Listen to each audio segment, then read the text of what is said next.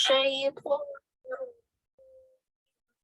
بسم الله الرحمن الرحيم الحمد لله رب العالمين الرحمن الرحيم مالك يوم الدين إياك نعبد وإياك نستعين اهدنا الصراط المستقيم صراط الذين أنعمت عليهم غير المغضوب عليهم ولا الضالين.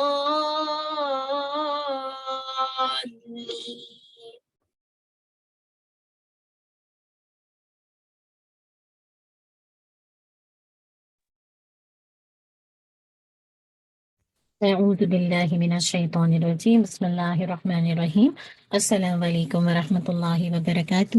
امید ہے آپ سب خیر و عافیت سے ہوں گے۔ اللہ سبحانہ و تعالی ہم سب کو عافیت میں، خیر میں، نیکیوں میں، بھلائی میں رکھے اور ان اعمال کی توفیق اللہ تعالیٰ دے دیں جس سے اللہ تعالیٰ راضی ہوں اور جس سے اللہ تعالیٰ محبت کریں۔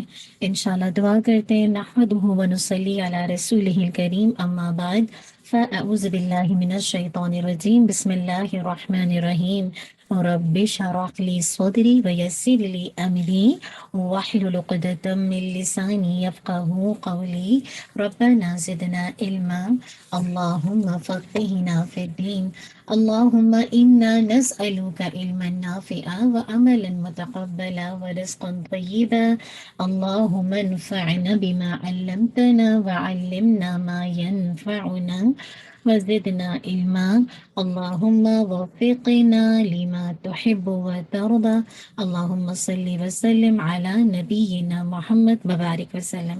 انشاءاللہ آنے سے پہلے نیتوں کا آپ سب نے جائزہ لیا ہوگا۔ اللہم اجعل عملی کلہ صالحا واجعلہ لوجہک خالصا ولا تجعل لأحد فیہ شیئا اللہم اصلح نیتنا وذریاتنا وزوجنا اللہم آمین۔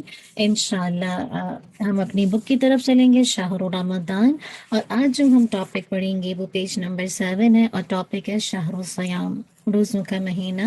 روزہ اس ماہ کی خصوصی عبادت ہے جو شعبان المعظم 2 ہجری میں فرض کیا گیا۔ نبی کریم صلی اللہ علیہ وسلم نے اپنی زندگی میں 9 برس رمضان المبارک کے روزے رکھے۔ روزہ جو تھا پہلی امتوں پر بھی فرض تھا، اس غرض کے لیے رمضان کا مہینہ امت مسلمہ کے حصے میں آیا۔ ارشاد باری تعالیٰ ہے یا ایہا الذین آمنوا کتب علیکم الصیام کما کتب علی الذین من قبلکم لعلکم تتقون۔ سورہ البقرہ 183۔ اے لوگو جو ایمان لائے ہو، تم پر روزے اس طرح فرض کیے گئے جس طرح تم سے پہلے لوگوں پر فرض کیے گئے تھے تاکہ تم متقی بن جاؤ۔ تو کیا بات سمجھ آئی کہ رمضان یہ جو عبادت ہے رمضان میں خصوصی جو کہ روزہ ہے جو کہ 2 ہجری میں فرض ہوا، اور دوسری بات کیا تھی کہ جیسے پچھلی امتوں پر فرض کیے گئے اس طرح امت مسلمہ پر بھی فرض کیے گئے، اور تیسری بات روزے کا مقصد کہ میرے اور آپ کے اندر تقویٰ آ جائے۔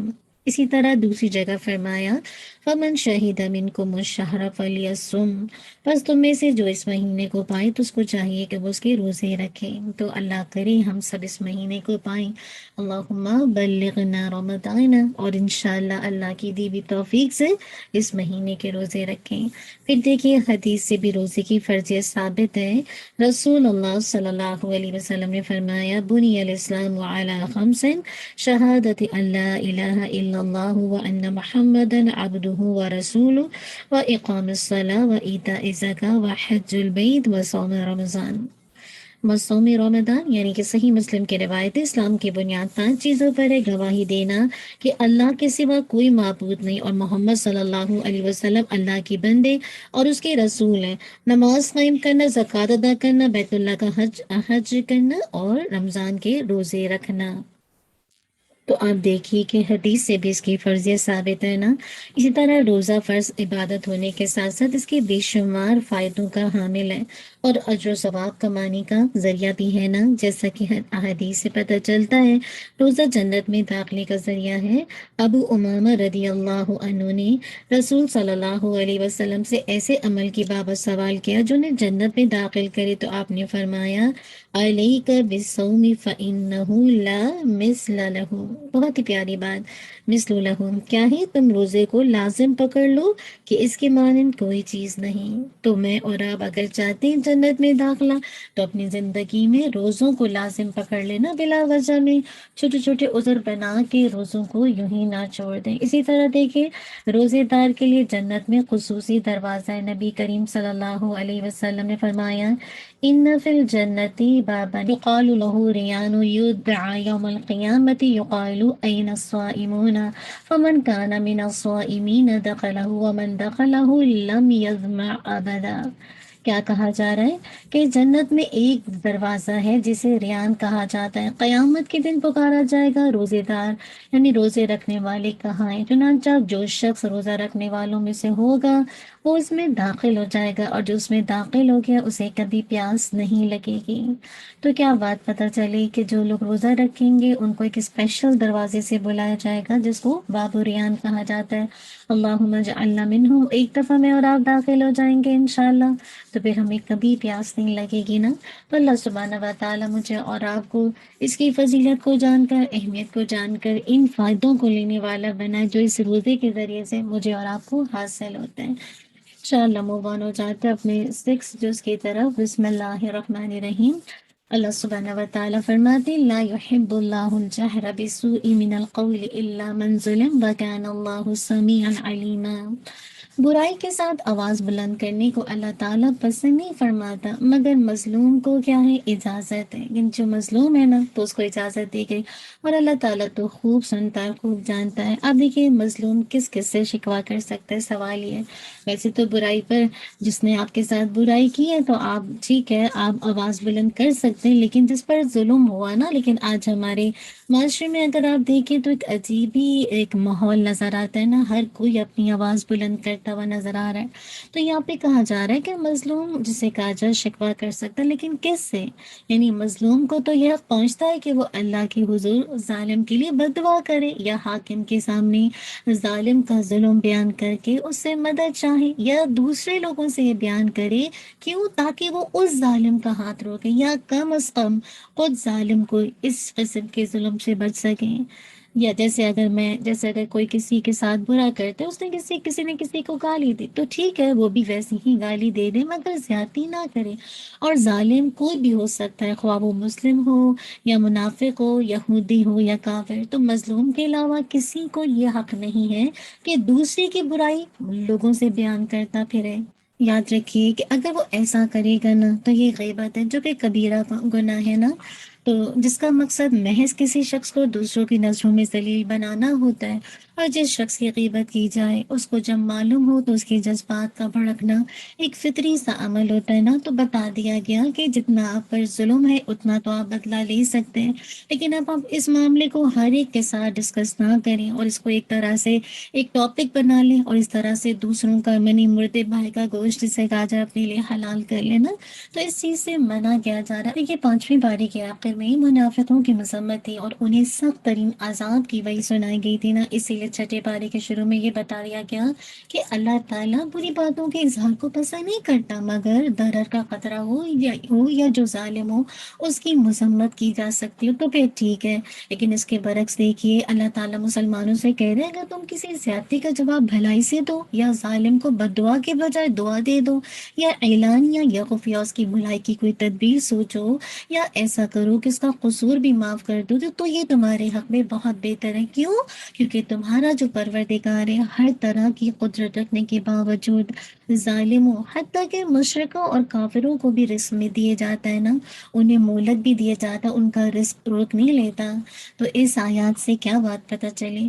جس طرح کسی برائی کو بیان کرنا یعنی غیبت کرنا کبیرہ ہے، گناہ ہے، اسی طرح کسی کے عیب پر پردہ ڈالنا یا پردہ پوشی بہت بڑی نیکی ہے.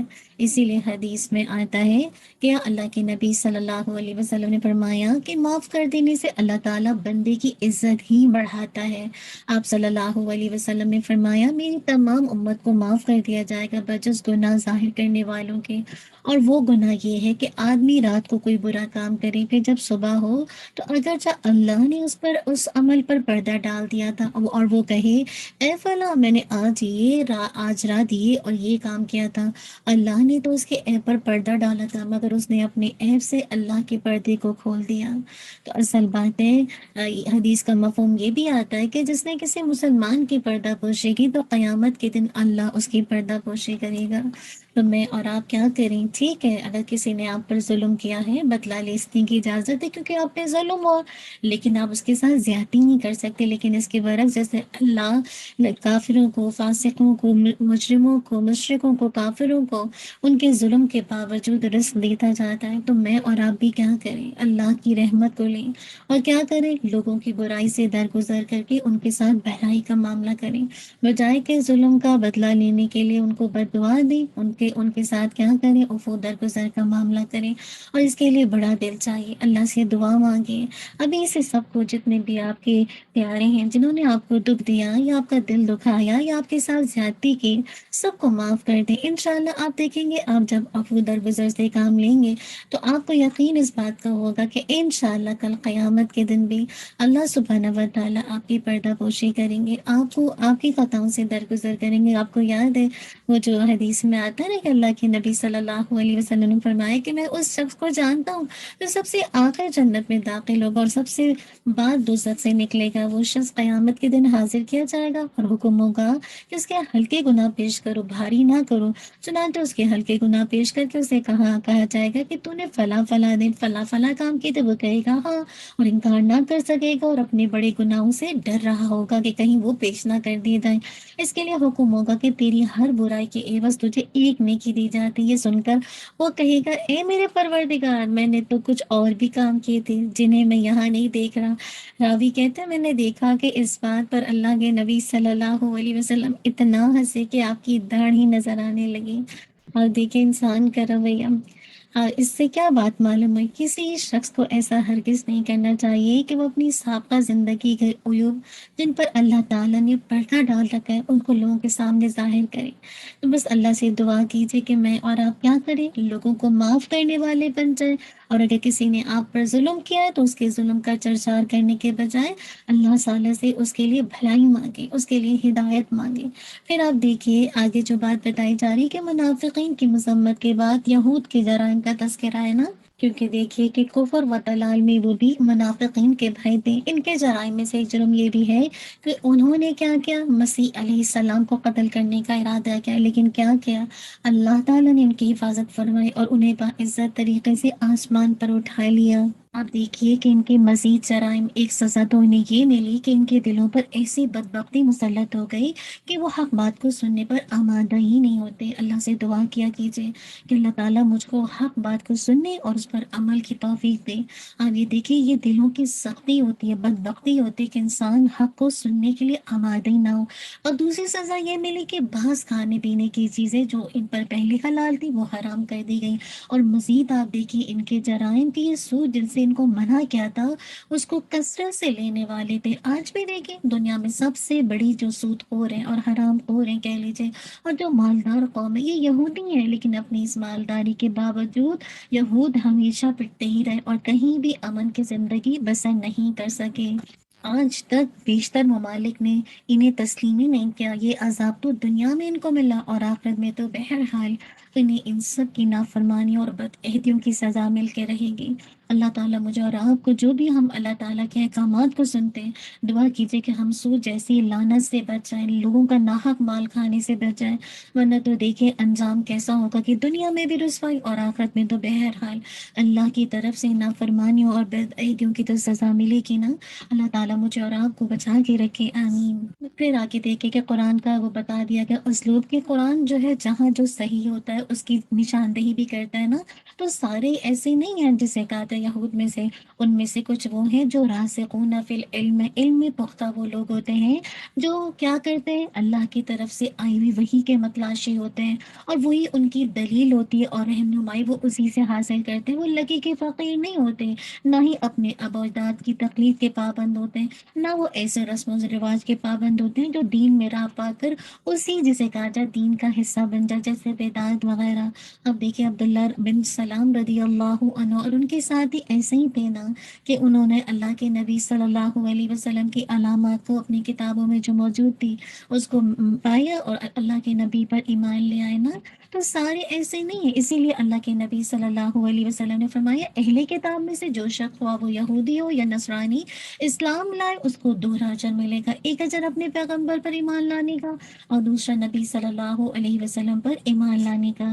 پھر آگے اللہ سبحانہ و تعالیٰ نے بتا دیا کہ یقیناً ہم نے آپ کی طرف اس طرح وحی کی ہے جیسے کہ نوح علیہ السلام اور ان کے بعد والے نبیوں کی طرف کی. تو یہاں پہ کیا بات پتہ چلی کہ وحی آنے کے مختلف طریقے ہیں. اور حدیث سے پتہ چلتا ہے آپ صلی اللہ علیہ وسلم سے جب عائشہ رضی اللہ عنہا فرماتی ہیں کہ حارث بن حشام نے آپ سے پوچھا یا رسول اللہ آپ پر وحی کیسے آتی؟ آپ صلی اللہ علیہ وسلم نے فرمایا کبھی تو ایسے آتی جیسے گھنٹے کی جھنکار اور یہ وہی مجھ پر سخت ناگوار ہوتی. پھر جب فرشتے کی کہیں بھی بات مجھے یاد رہ جاتی تو یہ موقوف ہو جاتی. اور کبھی فرشتہ مرد کی صورت میں میرے پاس آتا مجھ سے بات کرتا تو میں اس کی کہیں بھی بات یاد کر لیتا. عائشہ رضی اللہ عنہا کہتی ہیں میں نے دیکھا کہ جب سخت سردی کے دن میں آپ پر وحی اترتی پھر جب موقوف ہو جاتی تو آپ کی پیشانی سے پسینہ پھوٹ نکلتا.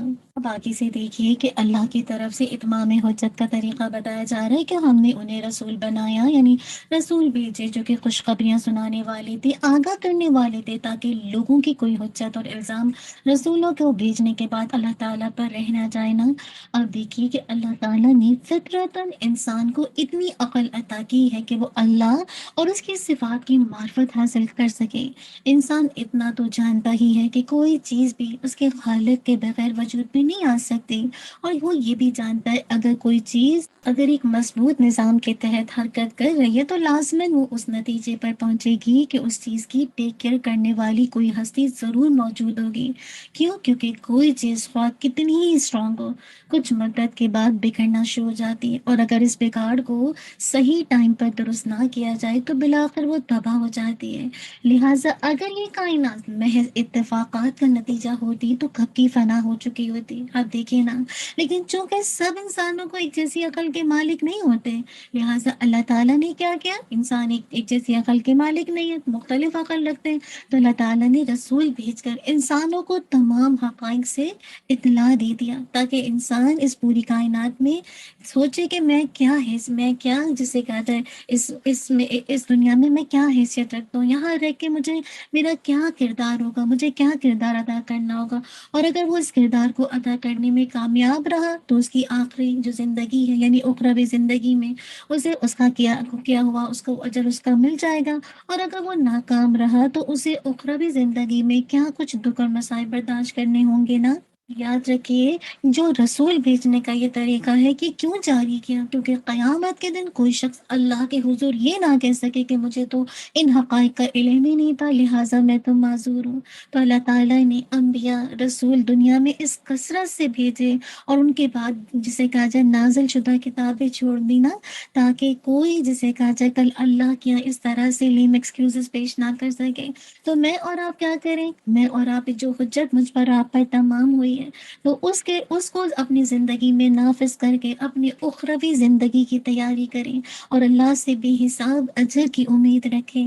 اور یہ بھی کریں کہ اللہ تعالیٰ کا جو پیغام میرے اور آپ تک پہنچ چکا ہے اب میری اور آپ کی ذمہ داری ہے کہ اس پیغام کو ان لوگوں تک بھی پہنچا دیں جن تک یہ پیغام ابھی تک نہیں پہنچا.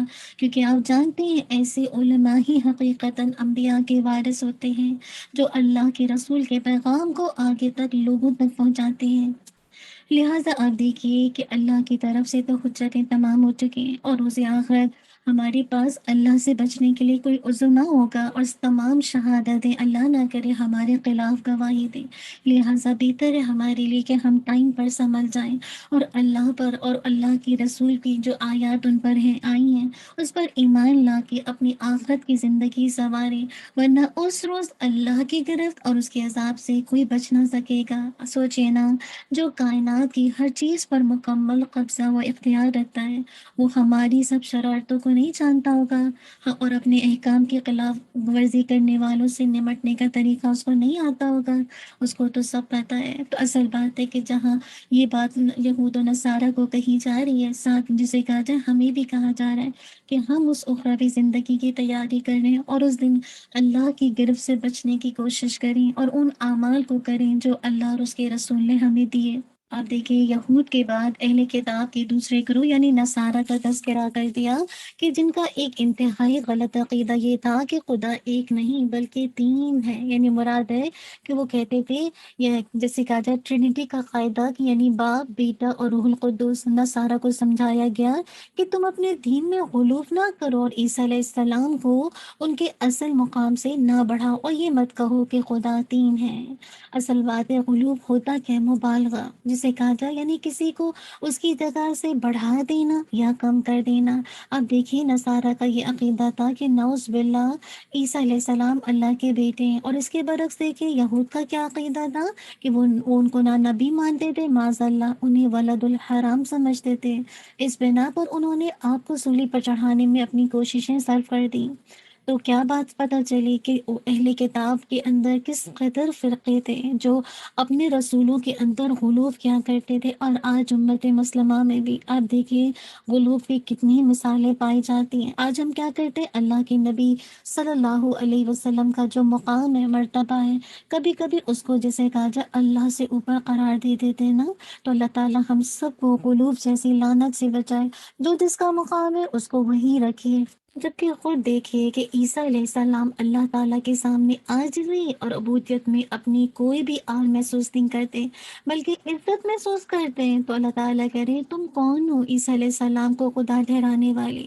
تو اصل بات ہے تمہارا خدا تو ایک ہی خدا ہے۔ اسی لیے دیکھیے آگے بتا دیا گیا کہ تکبر اور بڑائی صرف اللہ تعالیٰ کو لائق ہے۔ مخلوق میں سے کوئی بھی اللہ کے سامنے اکڑے گا تو یقیناً دوزخ میں جائے گا۔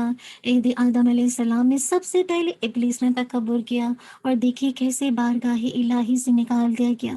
تو جس شخص میں بھی کبر ہوگا نا، تکبر ہوگا، لوگ اسے پسند نہیں کرتے، اور اللہ اسے دنیا میں بھی ذلیل کرتا ہے اور آخرت میں بھی ذلیل کرے گا، اور اس کی اکڑ توڑ دے گا اور جہنم میں داخل کرے گا۔ اللہ کے نبی صلی اللہ علیہ وسلم نے فرمایا کہ پروردگار کے سامنے جنت اور دوزخ کا جھگڑا ہوا۔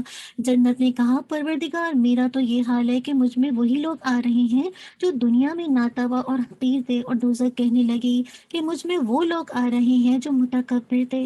اللہ تعالیٰ نے جنت سے فرمایا تو میری رحمت ہے، اور دوزخ سے فرمایا تو میرا عذاب ہے۔ تو تکبر کرنے والے، اپنے آپ کو بڑا سمجھنے والے، اللہ کی عبادت سے منہ موڑنے والے، اپنے اندر عاجزی عبودیت نہ لانے والے، سرکشی کرنے والے، ایسے لوگ جسے کہا جائے اللہ کے عذاب کے مستحق ہوتے ہیں۔ اور ایک دفعہ آپ صلی اللہ علیہ وسلم نے فرمایا، کیا میں تمہیں بتاؤں کہ بہشتی کون ہے، یعنی جنت والے کون ہے اور دوزخی کون؟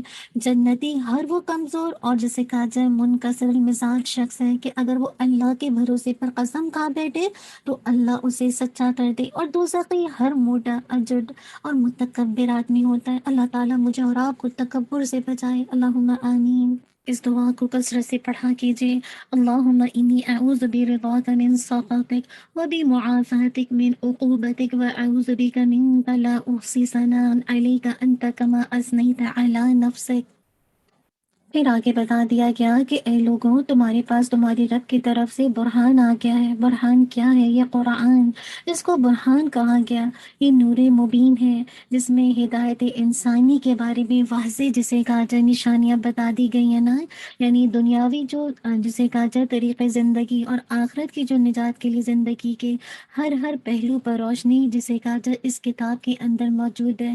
لہٰذا جو شخص اس قرآن مجید کو مشعل راہ بنائے گا، وہ نہ راہ بھٹکے گا، نہ بھولے گا، اور نہ غلط راہوں پر جا پڑے گا۔ اللہ کی رحمت اور اس کا فضل اس کے ساتھ شامل حال رہے گا، اور یہی قرآن کی سیدھی راہ ہے، اسے اللہ تک پہنچا دے گی۔ دعا کیجیے کہ میں اور آپ اس مشعل راہ کو تھام کر اللہ کی رسی کو مضبوطی سے تھام لیں، آمین۔ دوبارہ اگر آپ دیکھیں تو سورہ نساء کے اینڈ پر بھی دوبارہ اسی مضمون کا اعادہ کیا ہے جو اس سورت کے شروع میں بیان ہوا تھا، کہ عورتوں کے معاملے کی رعایت ہے اور قریبی غریب و رسا کے حقوق کا مجھے اور آپ کو خیال رکھنا ہے نا، اسی لیے کلالہ کے بارے میں آیا، اور کلالہ اس مرد یا عورت کو کہتے ہیں جس کی نہ تو اولاد ہو اور نہ ہی ماں باپ، بلکہ آبا کی جانب میں کوئی رشتہ دار موجود نہ ہو۔ تو پھر اس کی مختلف صورتیں ہوتی ہیں کہ کیسے کیسے اس کی وراثت تقسیم کی جائے گی۔ اللہ سبحانہ و تعالیٰ مجھے اور آپ کو ان تمام احکامات پر عمل کی توفیق دے دے۔ انشاءاللہ سورہ المائدہ کی طرف چلیں گے۔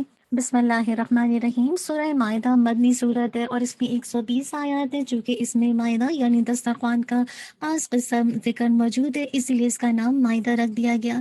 یہ صورت ہجرت مدینہ کے بعد نازل ہوئی۔ بعض روایات سے ثابت ہے کہ جیسا کہ عائشہ رضی اللہ عنہا نے فرمایا کہ نزول کے اعتبار سے سورہ مائدہ آخری صورت ہے۔ اس صورت میں حلال و حرام کے متعدد احکام اور 3 قصے بیان کیے گئے۔ اس صورت کی خاص بات یہ ہے کہ اس میں وہ آیت ہے جو حجۃ الوداع کے موقع پر نبی صلی اللہ علیہ وسلم پر نازل ہوئی۔ اس آیت میں تکمیل دین کا اعلان کیا گیا، اور یہ وہ آیت ہے جس کے بارے میں ایک یہودی نے عمر رضی اللہ عنہ سے کہا تھا، اے امیر المومنین، اگر یہ آیت ہمارے اوپر نازل ہوتی تو ہم اس دین کو یوم عید قرار دے دیتے۔ آپ نے جواب میں فرمایا، میں اس دن کو بھی جانتا ہوں اور اس گھڑی کو بھی جانتا ہوں جب رسول صلی اللہ علیہ وسلم پر یہ آیت نازل ہوئی۔ وہ عرفہ کی شام اور جمعے کا دن تھا، گویا ہماری اس دن 2 عیدیں تھیں۔ اور اب دیکھیے کہ وہ کون سی آیت ہے، الیوم اکملت لکم دینکم، کیسی وہ آیت ہے نا کہ آج میں نے تم پر اپنا دین مکمل کر دیا ہے۔ اس کے علاوہ بھی اگر آپ دیکھیں گے تو کافی الحمدللہ اس مطلب جز نمبر 6 میں کئی سارے ٹاپک آئیں گے۔ آپ دیکھیں کہ سورت کے ابتدا میں اہل ایمان کی ہر جائز جو عہد ہے اور جو عقد، جو وعدہ ایک دوسرے کے ساتھ جو ہم گرہ باندھ کے جو عقد لیتے ہیں، اس کو پورا کرنے کا حکم دیا گیا۔ کہا گیا یا ایھا الذین آمنوا اوفوا بالعقود، یعنی جو تم ایک دوسرے کے ساتھ عقود لیتے ہو، جو کہ عقد کی جمع ہے گرہ، یعنی اس کا مطلب ہوتا ہے گرہ لگا کر کسی کام کو کرنا۔ اس کا استعمال کسی بھی شے میں گرہ لگانے کے لیے ہوتا ہے۔ مراد ہے کہ پختہ عہد و پیما کرنا نا، تو یہاں پہ اس سے مراد احکام الہی ہیں جن کا اللہ تعالیٰ نے انسان کو مکلف ٹھہرایا ہے، اور عہد و پیما معاملات میں بھی ہے تو انسان آپس میں کرتے ہیں، تو دونوں کا کیا کرنا ہے، ایفا عہد نبھانا ہے۔ اگر آپ غور سے دیکھیں تو سورہ نساء کا جو آغاز ہے عام لوگوں کے خطاب سے ہوا تھا نا، اور سورہ جو مائدہ کا آغاز مومنوں سے خطاب کرتے ہوئے کیا گیا، تو غور سے اس کے احکامات کو آپ نے سننا ہے۔ دیکھیں ایمان کا معنی کیا ہے کہ اللہ اور اس کے رسول کی ذات اور ان کے احکام کو تسلیم کرنا، ٹھیک ہے۔ تو اس کا مفہوم یہ ہوا کہ اے صاحب ایمان لوگوں، تمہارا اللہ اور اس کے رسول پر ایمان لانا ایک کیا ہے، عہد ہے، لہٰذا اس عہد کی پاسداری کرو۔ اور دیکھیے آگے سے بتایا جا رہا ہے جو عہد کو وعدہ یعنی عہد کو جو پورا کرنا ہے اس کی 3 ٹائپ ہیں۔ بیسیکلی پہلا عہد کیا ہے، بندے کا اللہ تعالیٰ سے عہد جو ایمان لانے کی صورت میں انسان کرتا ہے۔ دوسرا کیا ہے، انسان کا اپنے دل ہی دل میں اللہ تعالیٰ سے کوئی عہد کرنا۔ اور تیسرا کیا ہے، آدمی کا دوسروں کے ساتھ عہد کرنا۔ تو کیا بات پتہ چلی، میں اور آپ جو بھی عہد کرتے ہیں اس کی پاسداری کرنی ہوگی، ورنہ پکڑ بہت ہے۔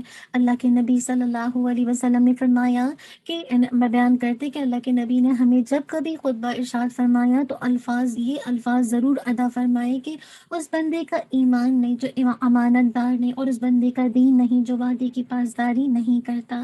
تو مجھے اور آپ کو کیا کرنی ہے، عہد کی پاسداری کرنی ہے۔ اور پھر ساتھ ہی جو چیزوں میں اللہ تعالیٰ نے جن چیزوں کو حرام ٹھہرایا ہے تو مجھے اور آپ کو اس سے رک جانا ہے، اور اللہ تعالیٰ کا جو فیصلے ہیں اس کو جسے کہا جائے دل کی گہرائی سے جسے کہا جائے ایکسیپٹ کرنا ہے۔ اور جو بھی میں نے اور آپ نے بندوں کے ساتھ عہد لیے ہیں ان کو بھی جسے کہا جائے پورا کرنا ہے۔ تو لہٰذا جب انشاءاللہ آپ اللہ کے عہد کو اللہ کے ساتھ جو آپ نے کیا بندوں کے ساتھ کیا آپ اس کو کریں گے تو انشاءاللہ اللہ تعالیٰ اپنی رحمت سے آپ کو جزا دیں گے۔ آج آپ دیکھیے ہم میں سے کتنے لوگ ہیں جو اس عہد کی پاسداری کرتے ہیں۔ آپ ہر جگہ دیکھیے، تجارت میں دیکھیے، آپس میں ایک دوسرے کے ساتھ عہد ہوتا ہے، شراکت دیکھیے، اجارت دیکھیے، نکاح دیکھیے، کتنی جسے کہا جائے حقوق کا پابند کیا جاتا ہے نا۔ تو اللہ تعالیٰ مجھے اور آپ کو بچائے، کیونکہ آپ دیکھیے اسلام نے اس عقد کی، اس عہد کی بہت اہمیت ہے۔ تو میں اور آپ اس کی اہمیت کو جان کے جو بھی ہم نے ایک دوسرے کے ساتھ عقود کیے ہوئے ہیں، ایک دوسرے کے ساتھ عہد و پیما کیے ہوئے ان کو پورا کریں۔ پھر آگے دیکھیے کہ ایمان والو اللہ کی شاعر کی بھی حرمتی نہ کرو۔ شاعر کیا ہے؟ شعیرت ان کی جمع ہے، جس کے معنی ہوتے ہیں کہ دین کی ایسی علامت جس سے دین یا اس کے کسی رکن کی شناخت ہو، تو وہ بیسیکلی کیا ہوتا ہے؟ شاعر ہوتا ہے۔ شاعر اللہ میں دیکھیے کہ جیسے حرمت والی مہینے ذی قعدہ ہے، ذی الحج ہے، محرم ہے، رجب ہے، اسی طرح دیکھیے الحدی جی یعنی وہ جانور جس کو بیت اللہ میں قربانی کے لیے نامزد کیا جاتا ہے۔ اسی طرح القلائد، اس سے مراد وہ نشانی ہے جو بیت اللہ بھیجے جانے والے جانوروں کے گلوں میں ڈالی جاتی ہے۔ اور اسی طرح اللہ کی راہ کے مسافر نا، جو کہ اللہ کے گھر میں مہمان ہیں اور اس کے فضل و کرم کے طلبگار ہیں، ان سب کی عزت کرنا، احترام کرنا حجب قرار دیا گیا ہے۔ تو میں اور آپ بھی کیا کریں؟ شاعر اللہ کی جسے کہتے بے حرمتی نہ کریں۔ میں اور آپ کیا کریں؟ ان مہینوں کی حرمتوں کا پاس رکھیں۔ آج آپ دیکھیں ان مہینوں میں بھی کتنے فتنے ہوتے ہیں نا۔ اللہ تعالیٰ مجھے اور آپ کو بچا کے رکھے اور ان کی عزت کرنے والا بنائے۔ آگے سے دیکھے بتایا جا رہا ہے کہ کھانے پینے کی بہت ساری ایسی چیزوں کی حرمت کا اعلان کیا گیا جنہیں زمانۂ جاہلیت میں حلال سمجھا جاتا تھا۔ کیوں؟ کیونکہ ان چیزوں کے کھانے میں صحت و جسم کا بھی نقصان ہے، اور فکر و نظر اور دین و اخلاق کا بھی نقصان ہے، جیسے مردار ہے، بہنے والا خون ہے، خنزیر کا گوشت ہے، اور وہ جانور جسے غیر اللہ کے نام پر ذبح کیا جائے، البتہ اضطرار کی صورت میں، جبکہ جان کو خطرہ لاحق ہو تو ان کا کھانا جائز ہے۔ ان نجس چیزوں کے علاوہ باقی طیبات اور پاکیزہ چیزوں کو حلال قرار دیا گیا۔ اب دیکھیے آگے بتا دیا گیا الیوم اکملت لکم دینکم و اتممتم علیکم نعمتی و رضیت لکم الاسلام دینا۔ آپ دیکھیے دین اسلام اپنے کام اور اپنے نظام کے اعتبار سے اکمل لیول پر ہے، اپنے نام کے دامن میں پوری جمعیت لیے ہوئے اور دنیا اور آخرت کے معاملات کا پورا احاطہ کیے ہوئے ہے۔ یہ دین، دین کا معنی کیا ہے؟ تابعدار ہونا، دوسروں کو اپنا تابع فرمان بنانا، مکمل اخلاص اور یکسوئی کا اظہار کرنا، قانون، مکمل ضابطہ حیات، جزا و سزا اور قیامت کے دن کے لیے بھی یہی لفظ دین بولا جاتا ہے۔ سورۃ الفاتحہ میں آتا ہے نا مالک یوم الدین، روز جزا کا مالک۔ دیکھیے مذہب اور دین میں بنیادی فرق ہے۔ عربی لغت میں مذہب نام ہے رسومات کا، چند عبادات اور طریقے کا، جبکہ دین کیا ہے؟ دین جو ہے دین عبادت، احکامات، معاملات، اخلاقیات، گویا کہ دنیا اور آخرت کی تمام امور دین میں شامل ہیں۔ آگے دیکھیے کہ مختلف آیات میں جو اہل ایمان کو دعوت دی جا رہی وہ کیا؟ یا ایھا الذین آمنوا ادخلوا فی السلم کافہ، کہ تم پورے کے پورے اسلام میں داخل ہو جاؤ اور شیطان کی پیروی نہ کرو۔ کیوں؟ کیونکہ وہ تمہارا کھلا دشمن ہے۔ اسی طرح ابراہیم علیہ السلام کے بارے میں کیا آتا ہے؟ ان صلاتی و نسکی و محیای و مماتی للہ رب العالمین، کہیے میری نماز، میری قربانی، میرا جینا، میرا مرنا سب کچھ اللہ رب العالمین کے لیے، جس کا کوئی شریک نہیں، اور مجھے حکم دیا گیا ہے اور سب سے پہلے میں کیا کروں؟ سر اطاعت جھکانے والا ہوں۔ کہیے کہ میں اللہ کے سوا کوئی اور رب تلاش کروں، حالانکہ وہی ہر چیز کا رب ہے۔ تو کیا بات پر پتہ چلی؟ دین جو ہے وہ دین فطرت ہے۔ قرآن مجید نے اسلام کو دین فطرت قرار دیا۔ اس کا ہر حکم اور ارشاد جو ہے، جو بھی اس میں ارشادات ہیں، وہ انسان کی فطرت اور طبیعت کے عین مطابق ہے۔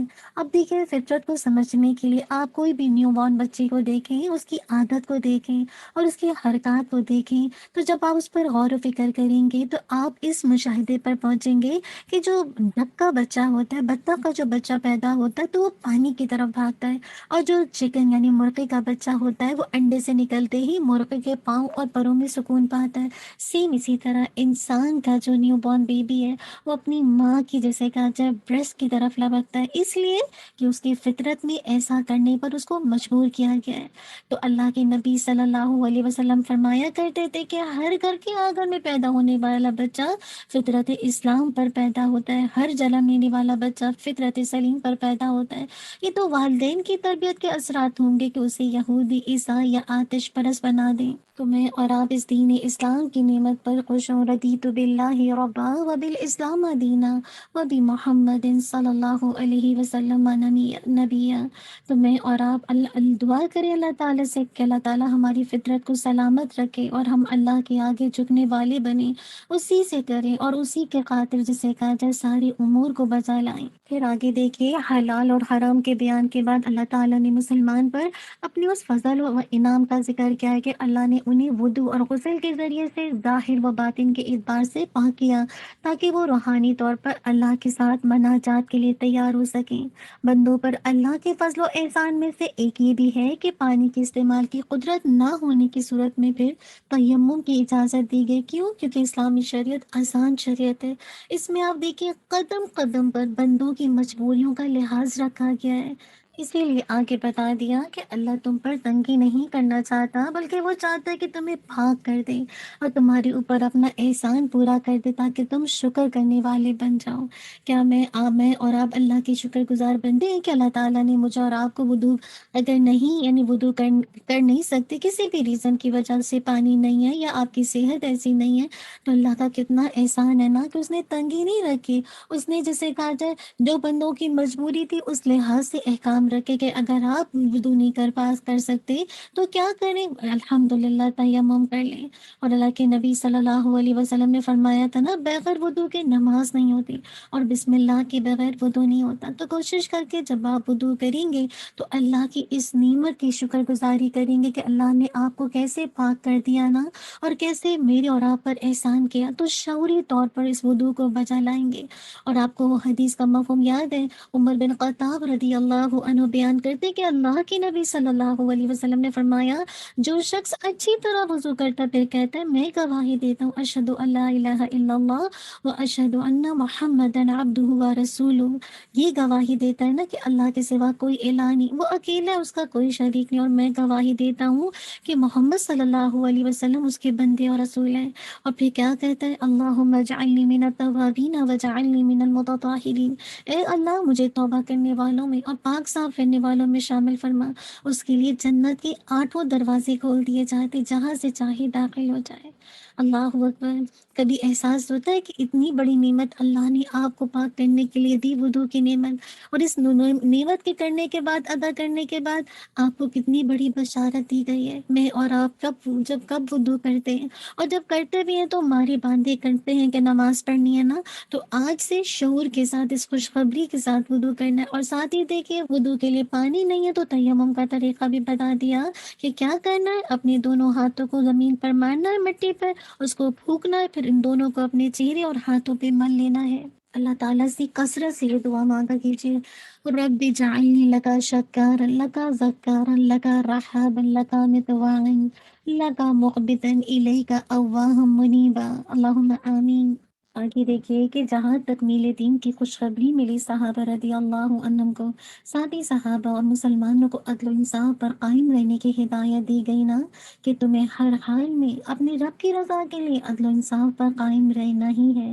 اگرچہ گواہی کے بارے میں اپنی ذات اور اپنے عزیز و اقربا کی جسے کہا جائے تمہیں طرفداری نہیں کرنی، ایسا نہ ہو کہ کسی فرد یا قوم کے ساتھ تمہاری دشمنی کیوں نہ ہو تو تم کیا کرو، عدل و انصاف کی راہ میں آڑے بن جاؤ۔ ایسا نہیں کرنا، بلکہ تمہیں انصاف کا دامن تھامے رکھنا ہے، اللہ کا خوف تمہارے اندر ہونا ہے، اللہ سے ڈرتے رہنا ہے، اور ہر دم یہ سوچنا ہے کہ اللہ تمہاری حرکات و سکنات، تمہاری اعمال اور تمہارے کردار پر خبر رکھنے والا ہے۔ تو کبھی بھی ایسا نہ کریں کہ انصاف کا دامن چھوڑیں۔ اللہ سبحانہ و تعالیٰ مجھے اور آپ کو جسے کہا جائے اللہ کی خاطر حق پر جمنے والا بنائے اور انصاف کے ساتھ گواہی دینے والا بنائے۔ پھر آگے دیکھیے کہ یہود کی بزدلی، ان کے فتنہ و فساد، سرکشی اور تکبر کا بیان ہے، اور ان اوصاف کے بیان کرنے کا مقصد کیا ہے کہ مسلمان اپنے آپ کو ان خرابیوں میں مبتلا ہونے سے بچا کر رکھیں۔ یہود کے ساتھ ساتھ دیکھیے نصارہ کے احوال بھی بتائے گئے ہیں، ان سب میں بھی اللہ کے حکموں پر قائم رہنے کا وعدہ لیا گیا تھا، لیکن انہوں نے کیا کیا، اللہ کے عہد کو توڑ دیا، جس کی وجہ سے اللہ نے ان کے دلوں میں بغض و عداوت ڈال دی۔ باوجود یہ کہ دونوں گروہ بہت ساری اعتقادی، عملی اور اخلاقی خرابیوں میں مبتلا تھے، پھر بھی یہ دعویٰ کرتے تھے کہ ہم اللہ کے بیٹے اور اس کے محبوب ہیں۔ اس دعوے کی تردید کرتے ہوئے فرمایا گیا، اگر واقعی تم اللہ کی محبوب ہو تو وہ تمہیں تمہارے گناہوں کی سزا کیوں دیتا ہے؟ آپ سوچیں کہ کبھی بھی کوئی ایسا شفیق باپ اور مہربان اپنی محبوب اور اپنی تابع فرمان اولاد کو اپنے ہاتھوں سے پریشانیوں اور عذاب میں مبتلا کرتا ہے؟ کبھی نہیں۔ تو پھر اللہ تعالیٰ کہہ رہے تو تم انسانوں کی طرح ہی تو انسان ہو، جیسے اللہ تعالیٰ نے دوسرے انسانوں کو پیدا کیا۔ تو وہ جس کو چاہے گا، جس کی خطائیں چاہے گا معاف کرے گا، اور جسے چاہے گا اس کی بدعمالیوں کی سزا دے گا۔ کیوں؟ کیونکہ زمین اور آسمان کی اور جو کچھ ان کے درمیان ہے اللہ ہی کی ملکیت ہے۔ ہر چیز اللہ کی قدرت میں ہے۔ اب دیکھیے کہ ان کی مذمت کی گئی اور تردید کے بعد انہیں دین حق اور خاتم الانبیاء اللہ کے نبی صلی اللہ علیہ وسلم پر ایمان لانے کی دعوت دی جا رہی۔ اہل کتاب، ہمارے رسول تمہارے پاس رسولوں کی آمد کے ایک وقفے کے بعد آ پہنچے تو تمہارے لیے صاف صاف بیان کرا، تاکہ تمہاری یہ باتیں نہ رہ جائے کہ ہمارے پاس تو کوئی بھلائی برائی سنانے والا آیا ہی نہیں۔ بس اب کیا کرو، اب تو یقیناً خوشخبری سنانے والا اور آگاہ کرنے والا آ پہنچا، اور اللہ تعالیٰ ہر چیز پر قادر ہے۔ آپ یہ دیکھیے کہ بنی اسرائیل میں بیک وقت ان کی زمانے میں بہت سارے انبیاء آئے، دینی قیادت بھی انہی کے پاس رہی اور دنیاوی قیادت بھی۔ عیسیٰ علیہ السلام کے بعد انبیاء کی جو بعثت کا سلسلہ بند ہوا اور مسلسل 600 سال تک بند رہا، اس کے بعد کیا ہوا؟ اللہ کے نبی صلی اللہ علیہ وسلم مبعوث ہوئے۔ یہود اس نبی کے انتظار میں رہا کرتے اور مشرکین سے کہا کرتے تھے کہ جب اللہ کے نبی صلی اللہ علیہ وسلم آئیں گے تو ہم ان کے جھنڈے تلے جمع ہو کر تم پر فتح حاصل کریں گے۔ جب نبی صلی اللہ علیہ وسلم تشریف لائے تو یہود نے انہیں دی ہوئی بشارت کے مطابق ٹھیک طرح پہچان لیا، پھر صرف اس بنا پر آپ کی نبوت کا انکار کر دیا کہ آپ بنی اسرائیل میں سے تھے۔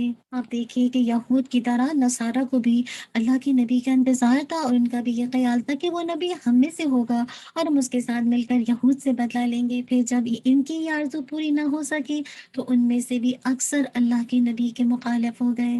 اس طرح سے یہ دعا پڑھا کیجیے، اللہم ارنا الحق حقا وارزقنا اتباعہ وارنا الباطل باطلا وارزقنا اجتنابہ۔ یہی میرے اور آپ کے لیے سبق ہے۔ اسی لیے آگے دیکھے بتایا کہ کیا، اب آگے بتایا جا رہا ہے کہ موسیٰ علیہ السلام نے پہلے یہود کو اللہ کے احسانات یاد کرنے کا حکم دیا، کہ پھر انہیں ارض مقدس یعنی فلسطین میں داخل ہونے کی ترغیب دی۔ لیکن کیا ہوا کہ ان بدبختوں نے اس ترغیب کے جواب میں موسیٰ علیہ السلام کا مذاق اڑانا شروع کر دیا اور کہا، اے موسیٰ، ہم تو اس ملک میں ہرگز داخل نہیں ہوں گے جہاں تک وہاں سے عمالقہ نامی قوم جو ہے وہ نہیں نکل جاتے، لہٰذا تم اور تمہارا رب جا کر لڑو، ہم تو یہاں بیٹھے ہوئے ہیں۔ اب دیکھیے قوم کا کیسا رویہ ہے نا، اصل میں فرعونیوں کی غلامی میں زندگی بسر کر رہے تھے نا، تو اللہ کے بجائے بچھڑی کی پرستش کر رہے تھے۔ اس قدر پست ہمت اور بزدل بن چکی تھی کہ موسیٰ علیہ السلام کو مخاطب کر کے کہتے ہیں، جب تک وہ لوگ وہاں سے نکل نہیں جاتے ہم وہاں کبھی نہ جائیں گے، اور نہ ہی اپنے آپ کو جسے کہا جائے ہلاکت میں ڈالیں گے۔ اگر تمہیں جہاد پر اتنا اصرار ہے تو تم جاؤ اور تمہارا رب جا کر ان سے مقابلہ کرے، ہم تو یہاں سے آگے نہیں جائیں گے۔ کیسے رویے ہیں نا قوم، جیسے کہا جائے اپنی رسولوں کے آگے کیسی باتیں کرتے ہیں۔ اللہ نہ کرے ہم میں سے کوئی اللہ کے حکموں کے آگے ایسا بڑا بنے۔ تو پھر ایسی قوموں سے جسے کہا جائے ان کی جو ایک اللہ تعالیٰ نے جس مقصد کے لیے ان کو چنا ہوتا ہے نا، تو وہ چیز ان سے لے لی جاتی ہے، وہ منصب ان سے لے لیا جاتا ہے۔ دعا کریں کہ ہم وہ کام کریں جس کے لیے اللہ تعالیٰ نے مجھے اور آپ کو بنایا۔ دیکھیے اس کے بعد کی بنی اسرائیل کی سرکشی اور نافرمانی کے بعد اللہ تعالیٰ نے آدم علیہ السلام کے دو بیٹوں حابیل اور قابیل کا قصہ ذکر کیا گیا، جس کے مطابق آپ دیکھیے کہ قابیل نے حسد کی بنا پر اپنے بھائی کو قتل کر دیا۔ یہی حسد یہودیوں کے اندر بھی پایا جاتا تھا، جس کی وجہ سے انہوں نے کیا کیا، خاتم الانبیاء اللہ کے نبی صلی اللہ علیہ وسلم کی رسالت کا انکار کیا۔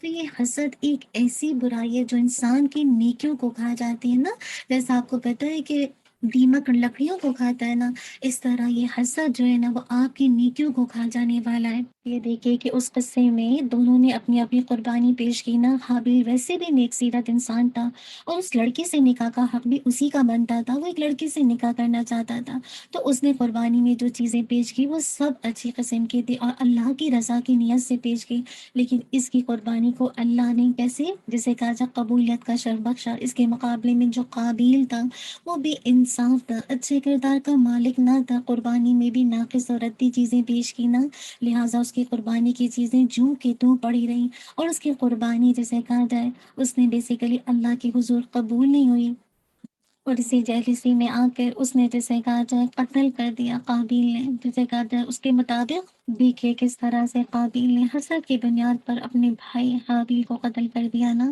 تو اللہ تعالیٰ جو قربانی قبول کرتے متقین سے، اللہ تعالیٰ مجھے اور آپ کو بھی تقوی والا بنا دی تاکہ ہمارا ہر عمل اللہ کے حضور قبول ہو۔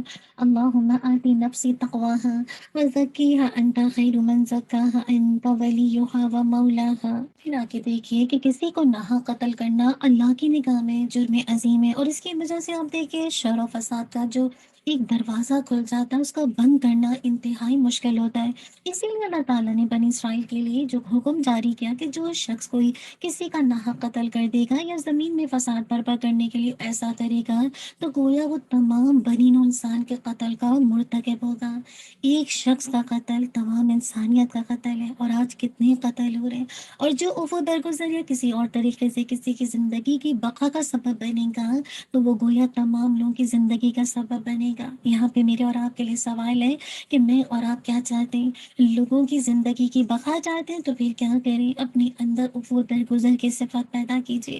اللہ تعالیٰ مجھے اور آپ کو ایسا کرنے والا بنائے تاکہ یہ لڑائی جھگڑے، یہ قتل و غارت ختم ہو، اور ایک امن جسے کہا جائے گھروں میں قائم ہو۔ تاکہ دیکھیں آیت محاربہ آ گئی نا کہ کس طرح سے اس کا مطلب ہے۔ محاربہ کا معنی کیا ہوتا ہے؟ مخالفت، اور اصطلاح میں اس کا اطلاق کفر پر ہوتا ہے، ڈاکہ بھی ہوتا ہے، ڈاکہ زنی، لوٹ مار، دہشت گردی پر ہوتا ہے۔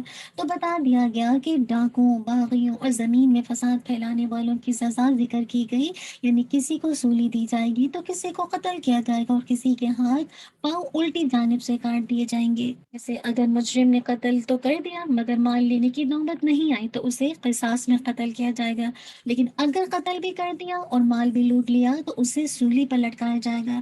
اگر صرف مال ہی چھینا ہے، قتل نہیں کیا، تو اس کے ہاتھ پاؤں مخالف سمت میں کاٹے جائیں گے، اور اگر ابھی قتل بھی نہیں کیا اور مال بھی چھیننے سے پہلے گرفتار ہو جائے تو پھر اسے جلا وطن کیا جائے گا۔ یہ وہ سزائیں ہیں جو اگر معاشرے میں عام کی جائیں تو دیکھیے اس طرح سے جسے کہا جائے لوٹ مار ہو۔ پھر آگے بتا دیا گیا مسلمانوں اللہ سے ڈرتے رہو اور اس کا قرب تلاش کرو اور اس کی راہ میں جہاد کرو تاکہ تمہارا بھلا ہو۔ 3 کام دیکھیے، اللہ سے ڈرنا، اللہ کا قرب تلاش کرنا یعنی وسیلہ، اور جہاد یعنی اللہ کی راہ میں جہاد کرو تو کیا ہوگے؟ تم فلاح پا جاؤ گے۔ دیکھیے وسیلہ کیا ہے نا، جو بھی ذریعہ یا سبب اللہ کا قرب حاصل کرنے کے لیے اختیار کیا جائے اسے وسیلہ کہا جاتا ہے۔ اور وسیلہ کی 2 ہی جائز صورتیں، ایک یہ کہ کسی زندہ شخص کو اپنی دعا کی قبولیت کے لیے وسیلہ بنایا جائے، اور اس کے بارے میں روایت آتی ہے، آپ کو یاد ہے انس بن مالک کی روایت ہے کہ عمر رضی اللہ عنہ کے زمانے میں جب قحط پڑا تو ابن عباس رضی اللہ عنہ کے وسیلے سے دعا کرتے اور کہتے یا اللہ ہم تیرے پاس اپنے پیغمبر کا وسیلہ لایا کرتے تو پانی برساتا تھا، اب اپنے پیغمبر کے چچا کا وسیلہ لائے ہیں ہم پر بارش برسا، راوی کہتے ہیں کہ پھر بارش ہو جاتی۔ اور دوسری صورت ہے اپنے ہی نیک اعمال کو وسیلہ بنانا، اور اس کی دلیل وہ طویل حدیث آپ کو یاد ہے جو بخاری میں ہے نا کہ بنی اسرائیل کے 3 شخص ایک دفعہ سفر میں جاتے ہوئے جسے کہا جائے طوفان میں گر گئے، تو ایک غار میں جا کر پناہ لی، اتفاق سے ایک بڑا پتھر پہاڑ کے اوپر سے لڑکتا آیا تو اس نے غار کا منہ بالکل بند کر دیا۔ اب وہ تینوں اپنی زندگی سے مایوس ہو گئے، انہوں نے سوچا کہ اس وقت صرف اللہ سے دعا ہی کیا کام آ سکتی، لہٰذا ہم میں سے ہر شخص اپنی کسی ایسے نیک عمل کا واسطہ دے کر اللہ سے دعا کرے جو اس نے خالصتاً اللہ کی رضامندی کے لیے کیا ہو۔ چنانچہ پہلے شخص نے اپنے عمل کا واسطہ دے کر دعا کی تو تیسرا حصہ پتھر خود غار کے منہ سے سرک گیا، پھر دوسرے نے دعا کی تو پتھر جو تھا مزید جو اس کا تیسرا حصہ سرک گیا، پھر تیسرے نے اپنے عمل کے وسیلے سے دعا کی تو سارا پتھر غار کے منہ سے ہٹ گیا اور وہ باہر آئے۔ آج ہمارے معاشرے میں دیکھیے کیا کچھ وسیلہ پکڑتے ہیں نا، کس قدر وسیلے کا غلط مفہوم پایا جاتا ہے نا۔ تو یاد رکھیے جو کہتے ہیں کن کن جسے خواجہ بابا جی کا پیر صاحب کا مزاروں کا وسیلہ لیا جاتا ہے اور ان کے وسیلے سے کیا کیا دعائیں کی جاتی ہیں نا۔ تو اصل بات ہے کہ میں اور آپ دیکھیں کہ وسیلہ کس کو بنایا جا سکتا ہے۔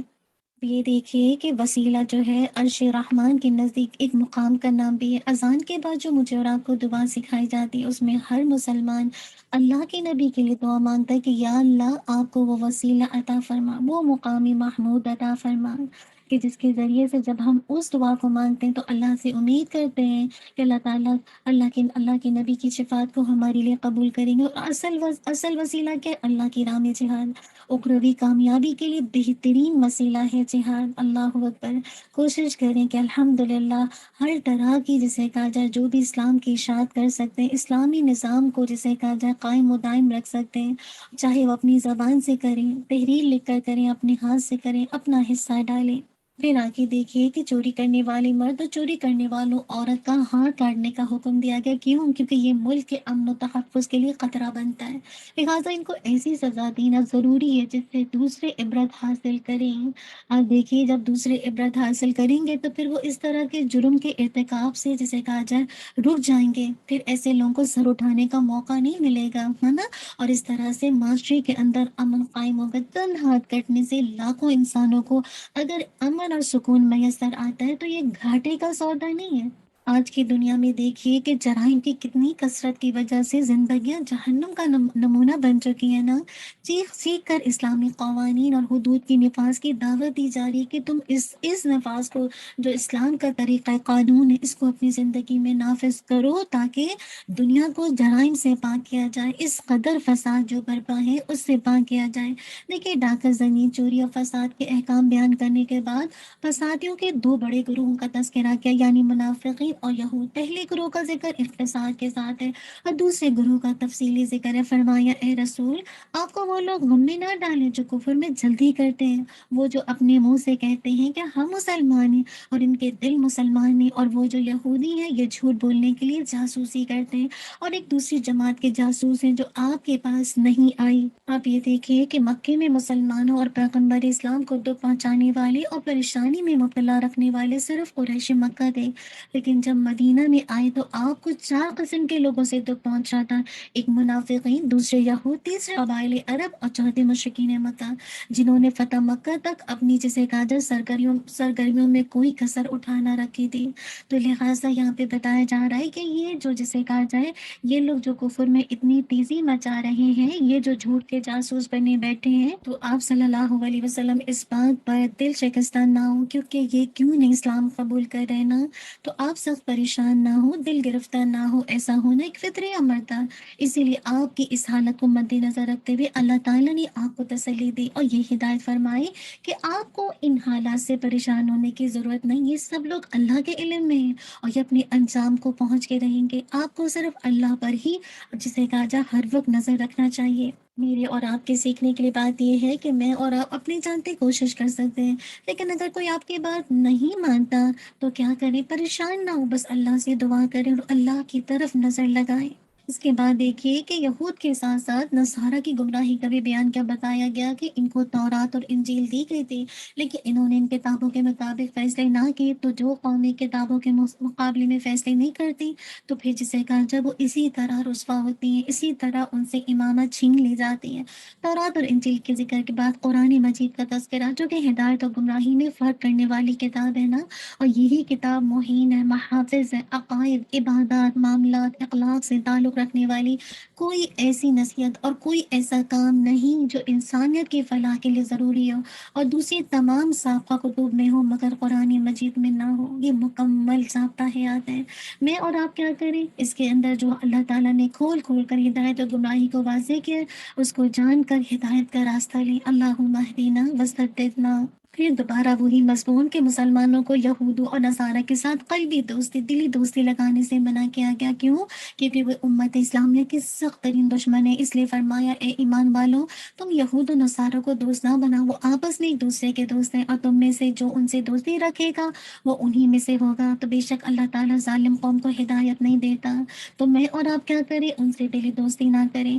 آپ دیکھیں کہ قرآن کریم کی صداقت کا زندہ معجزہ ہم اپنی آنکھوں سے دیکھ رہے ہیں کہ آپس کی شدید مذہبی اور سیاسی اختلافات کے باوجود یہود و نصارہ مسلمانوں کے مقابلے میں متحد ہیں۔ تعجب تو اس بات پر ہے کہ جو عالم اسلام کے حکمران ہیں، قرآن کریم کی واضح ہدایت کے باوجود یہود و نصارہ سے کیسی دوستی رکھتے ہیں نا، اور ان کے اشاروں پر کس طرح سے مسلمانوں پر ظلم و ستم کے پہاڑ ڈالتے ہیں۔ اسی لیے کہا گیا آگے کہ کفار کے ساتھ جب قلبی دوستی لگائی جائے گی تو پھر کیا ہوگا؟ ارتداد کا خطرہ رہے گا۔ اسی لیے اگلی آیات میں مسلمانوں کو ارتداد سے بچنے کی تلقین کی گئی۔ کیوں؟ کیونکہ ارتداد سے سارے اعمال باطل و ضائع ہو جاتے ہیں اور انسان پر ہمیشہ کے لیے دوزخ واجب ہو جاتی ہے۔ کثرت سے دعا مانگا کیجیے اپنے لیے، اپنے بچوں کے لیے۔ اللہم انی اسألوک ایمانا لا یرتد ونعیما لا ينفد ومرافقۃ محمد صلی اللہ علیہ وسلم فی اعلی جنت الخلد۔ اب دیکھیے نا کہ کیسے جب اتنی قلبی دوستی ہوگی تو بچے ایتھیس نہیں بنیں گے، کیونکہ ان کو تو اپنے دین کا کچھ پتہ ہی نہیں۔ ساتھ ہی یہ بھی وضاحت کر دی کہ اللہ کا دین تمہارا محتاج نہیں ہے۔ اگر تم مرتد ہو جاؤ گے تو اللہ تعالیٰ تم سے بہتر لوگوں کو دین کی خدمت کے لیے کھڑا کر دے گا۔ اسی لیے فرمایا اے ایمان والو، اگر تم میں سے کوئی اپنے دین سے پھر جائے گا تو اللہ ایسے لوگوں کو پیدا کر دے گا جن کو وہ دوست رکھے اور جسے وہ دوست رکھے، اور جو مومنوں کے حق میں نرمی کریں اور کافروں سے سختی سے پیش آئیں اور اللہ کی راہ میں جہاد کریں اور کسی ملامت کرنے والے کی ملامت سے نہ ڈریں۔ یہ اللہ کا فضل ہے، وہ جسے چاہتا ہے دیتا ہے، اور اللہ جسے کہا جائے بہت زیادہ رزق دینے والا اور جاننے والا ہے۔ اللہ سے پہلے اس کے فضل کا سوال کیجیے۔ اللہم انی اسألوک من فضلک ورحمتک فإنہ لا یملکها الا انت۔ پھر دیکھیں کہ قرآن مجید میں جہاں یہود و نصارہ کی دوستی سے منع کیا، ساتھ ساتھ سچے ایمان والوں سے دوستی لگانے کا حکم دیا گیا۔ دیکھیں کفار کی دوستی کی جو قباحت کو واضح کرنے کے لیے مسلمانوں کو جو بات سمجھایا جا رہا ہے وہ یہ کہ وہ اسلام کے شعائر کا مذاق اڑاتے ہیں، اس لیے ان کے ساتھ دوستی کسی طور پر بھی جائز نہیں۔ آج بھی اپنے سو کالڈ مسلمان اسلام کے شاعر کا مذاق اڑاتے ہیں، پردے کا، جائے نماز کا، داڑھی کا، پتہ نہیں کیا کیا مذاق اڑاتے ہیں نا۔ اللہ تعالیٰ ہمیں اس طرح کے رویوں سے بچائے۔ دیکھیں یہود و نصارہ کی گمراہیوں میں سے یہ بھی تھی کہ انہوں نے اسلام اور قرآن کو جھٹلایا، اور نصارہ نے تو عیسیٰ علیہ السلام کو نعوذ باللہ خدا ٹھہرایا، جیسے کہ آپ نے دیکھا تھا کہ چھٹے پاروے کے چوتھے رکو جو فورتھ رکو تھا اس میں کیا فرمایا تھا، بے شک وہ لوگ جو کافر ہوئے جنہوں نے کہا کہ اللہ وہی مسیح ابن مریم ہے، اور ان میں سے بعض نے کہا کہ وہ تین میں سے تیسرا تھا۔ تو قرآن نے کیا کیا، ان کی غلط نظریے کی تردید کرتے فرمایا مسیح ابن مریم اور ان کی والدہ دونوں کھانا کھاتے تھے۔ ظاہر ہے کہ جو کھانا کھائیں گے تو ان کو ایکسکریٹ کرنے کی بھی ضرورت ہوگی، وہ اس کے بھی محتاج ہوں گے، اور جو محتاج ہوں گے تو وہ خدا تو نہیں ہو سکتا۔ پھر آپ دیکھیں کہ یہود و نصارہ دونوں کو دین میں ناحق غلوف کرنے سے منع کیا گیا اور خواہشات کی اتباع کرنے سے منع کیا، کیونکہ یہ غلوف اکثر گمراہی کا سبب بنتا ہے۔ آج بھی میں اور آپ اگر چاہتے ہیں نا گمراہی سے بچے تو خواہشات کی اتباع چھوڑ دیجیے اور کثرت سے یہ دعا مانگا کرے اللہم انی اعوذ بک من منکرات الاخلاق والاعمال والاحواء والادواء۔ بہت پیاری دعا ہے۔ انشاءاللہ آپ دیکھیں گے کہ خواہشات کا غلبہ جتنا کم ہوگا انشاءاللہ اتنی اتباع رسول صلی اللہ علیہ وسلم ہوگی۔ پھر دیکھیے آخر رکوع میں اگین یہود پر اللہ کی لعنت کا سبب بتائے، وہ یہ کہ وہ اللہ کی نافرمانی کرتے تھے اور حد سے تجاوز کر جاتے تھے اور ایک دوسرے کو برے کام سے منع نہیں کرتے تھے۔ یہ سبب ذکر کر کے اصل میں مجھے اور آپ کو سمجھایا گیا ہے کہ وہ امر بالمعروف اور نہیں عن المنکر کرتے رہیں، ورنہ ہم پر بھی ویسے ہی نعوذ باللہ اللہ کی لعنت ہو سکتی ہے کہ جیسے بنی اسرائیل پر لعنت ہوئی۔ تو میں اور آپ اگر امر بالمعروف نہیں کرتے یہ فریضہ اور نہیں عن المنکر کا فریضہ انجام نہیں دیتے تو تباہی کو خود ہی دعوت دیتے ہیں نا۔ پھر دیکھیے کہ یہ بات خود نبی صلی اللہ علیہ وسلم نے ایک روایت میں فرمائی کہ آپ نے فرمایا جب بنی اسرائیل معاصی میں مبتلا ہوئے تو ان کے علماء نے انہیں منع کیا مگر وہ باز نہ آئے، ان کی مجلسوں میں بیٹھتے رہے اور ان کے ساتھ کھاتے پیتے بھی رہے، چنانچہ اللہ نے ان سب کے دلوں کو ایک جیسا کر دیا اور داؤد اور عیسیٰ ابن مریم علیہ السلام کی زبان سے ان پر لعنت فرمائی ہے، اس لیے کہ وہ نافرمانی کرتے اور حد سے تجاوز کر جاتے۔ اللہ کے نبی صلی اللہ علیہ وسلم پہلی ٹیک لگائے ہوئے تھے مگر یہ فرماتے ہوئے سیدھے ہو کر بیٹھ گئے، اور آپ نے فرمایا اس ذات کی قسم جس کے قبضے میں میری جان ہے، نہ تمہارا ایمان کامل ہو سکتا ہے اور نہ ہی تم اللہ کے عذاب سے نجات پا سکتے ہو جب تک کیا، جب تک کہ تم لوگوں کو حق کی دعوت نہ دو اور حق قبول کرنے پر آمادہ نہ کرو اور انہیں ظلم اور معاصی سے منع نہ کرو۔ تو کتنا ضروری ہے کہ میں اور آپ اگر حق کو جانتے ہیں تو حق کی دعوت کو خود بھی اپنائیں اور لوگوں کو بھی دعوت دیں اور خود بھی ظلم سے روکیں اور جسے کہا جائے معاصی سے دوسروں کو بھی روکنے کی کوشش کریں۔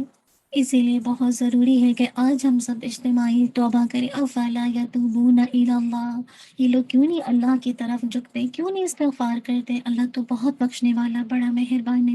تو کثرت سے دعا کیا کیجیے، اللہم انی اسألوک توبۃ نصوحا قبل الموت. اللہ مجھ سے، جسے کہا جائے سچی توبہ کی توفیق دے موت سے قبل. پھر آخری آیات میں بتایا گیا کہ مسلمانوں کے سب سے زیادہ جو سخت دشمن ہیں وہ یہود اور مشرکین ہیں، اور قرآن کے اس دعوے پر یہود کی پوری تاریخ گواہ ہے. البتہ جو واقعی اور حقیقی نصارہ ہیں وہ مسلمانوں کے لیے اپنی دلوں میں نرم گوشہ رکھتے ہیں. آج ہمیں جن نصارہ کا سامنا کرنا پڑا ہے وہ حقیقت میں وہ نصارہ نہیں ہیں جو عیسیٰ علیہ السلام کی تعلیمات پر عمل کرنے والے تھے. ان کی اکثریت تو فکر و عمل کے اعتبار سے یہود کے رنگ میں رنگی ہوئی ہے. بے شمار ایسے ہیں جو ملحد ہے، بے دین ہے، صرف نام کے کرسچن ہیں. باقی جو بچتے ہیں وہ مسخ شدہ عیسائیت پر عمل پیرا ہے. نصرانیت تو کہیں بھی نظر نہیں آتی. تو جہاں تک اسلام دشمنی کا تعلق ہے تو کم و بیش کچھ فرق کے ساتھ اسلام کے خلاف یہ اناد عیسائیوں میں بھی موجود ہے. اب تو اسلام کے خلاف یہودی اور عیسائی دونوں ہی مل کر سرگرم عمل رہتے ہیں. اسی لیے قرآن مجید نے دونوں ہی سے دوستی کرنے سے منع فرمایا ہے. اللہ سبحانہ وتعالی مجھے اور آپ کو نیک دوست عطا کر دے. اللہم یسر لی جلیسا صالحا. جزاک اللہ خیرا کثیرا. بارک اللہ فیک. ربنا تقبل منا انک انت السمیع العلیم وتب علینا انک انت التواب الرحیم. سبحانک اللہم وبحمدک نشہد ان لا الہ الا انت نستغفرک ونتوب الیک. سبحان ربک رب العزت عما یصفون وسلام علی المرسلین والحمد للہ رب العالمین. جزاک اللہ خیر. بارک اللہ فیک. السلام علیکم ورحمۃ اللہ وبرکاتہ. آپ سب اپنے لیے دعا کر لیجیے.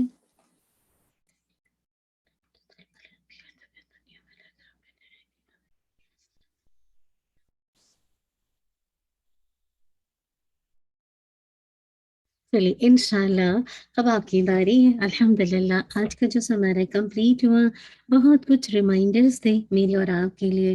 اصل بات تو یہ کہ حق کبھی بھی نہیں ادا ہو پاتا، بس یہ کہ انشاءاللہ چھوٹے چھوٹے سے اور الحمدللہ قرآن مجید کی آیات کے ذریعے سے ریمائنڈر مل جاتے ہیں. تو ایک طرح سے دوبارہ سے وہ چیزیں جو آپ نے پڑھی ہوتی ہیں تو ایک طرح سے ریفریش ہو جاتی ہیں نا. تو انشاءاللہ آپ کی باری. آپ میں سے کون ہے جو انشاءاللہ آج کے بارے سے اپنی فیلنگز کو شیئر کرے گا؟ کیا چیز اس کو زیادہ موٹیویٹ کی؟ شاباش. سزر فریدہ آپ کا ہینڈ ریز ہے، پلیز انشاءاللہ آپ لے لیجیے مائک.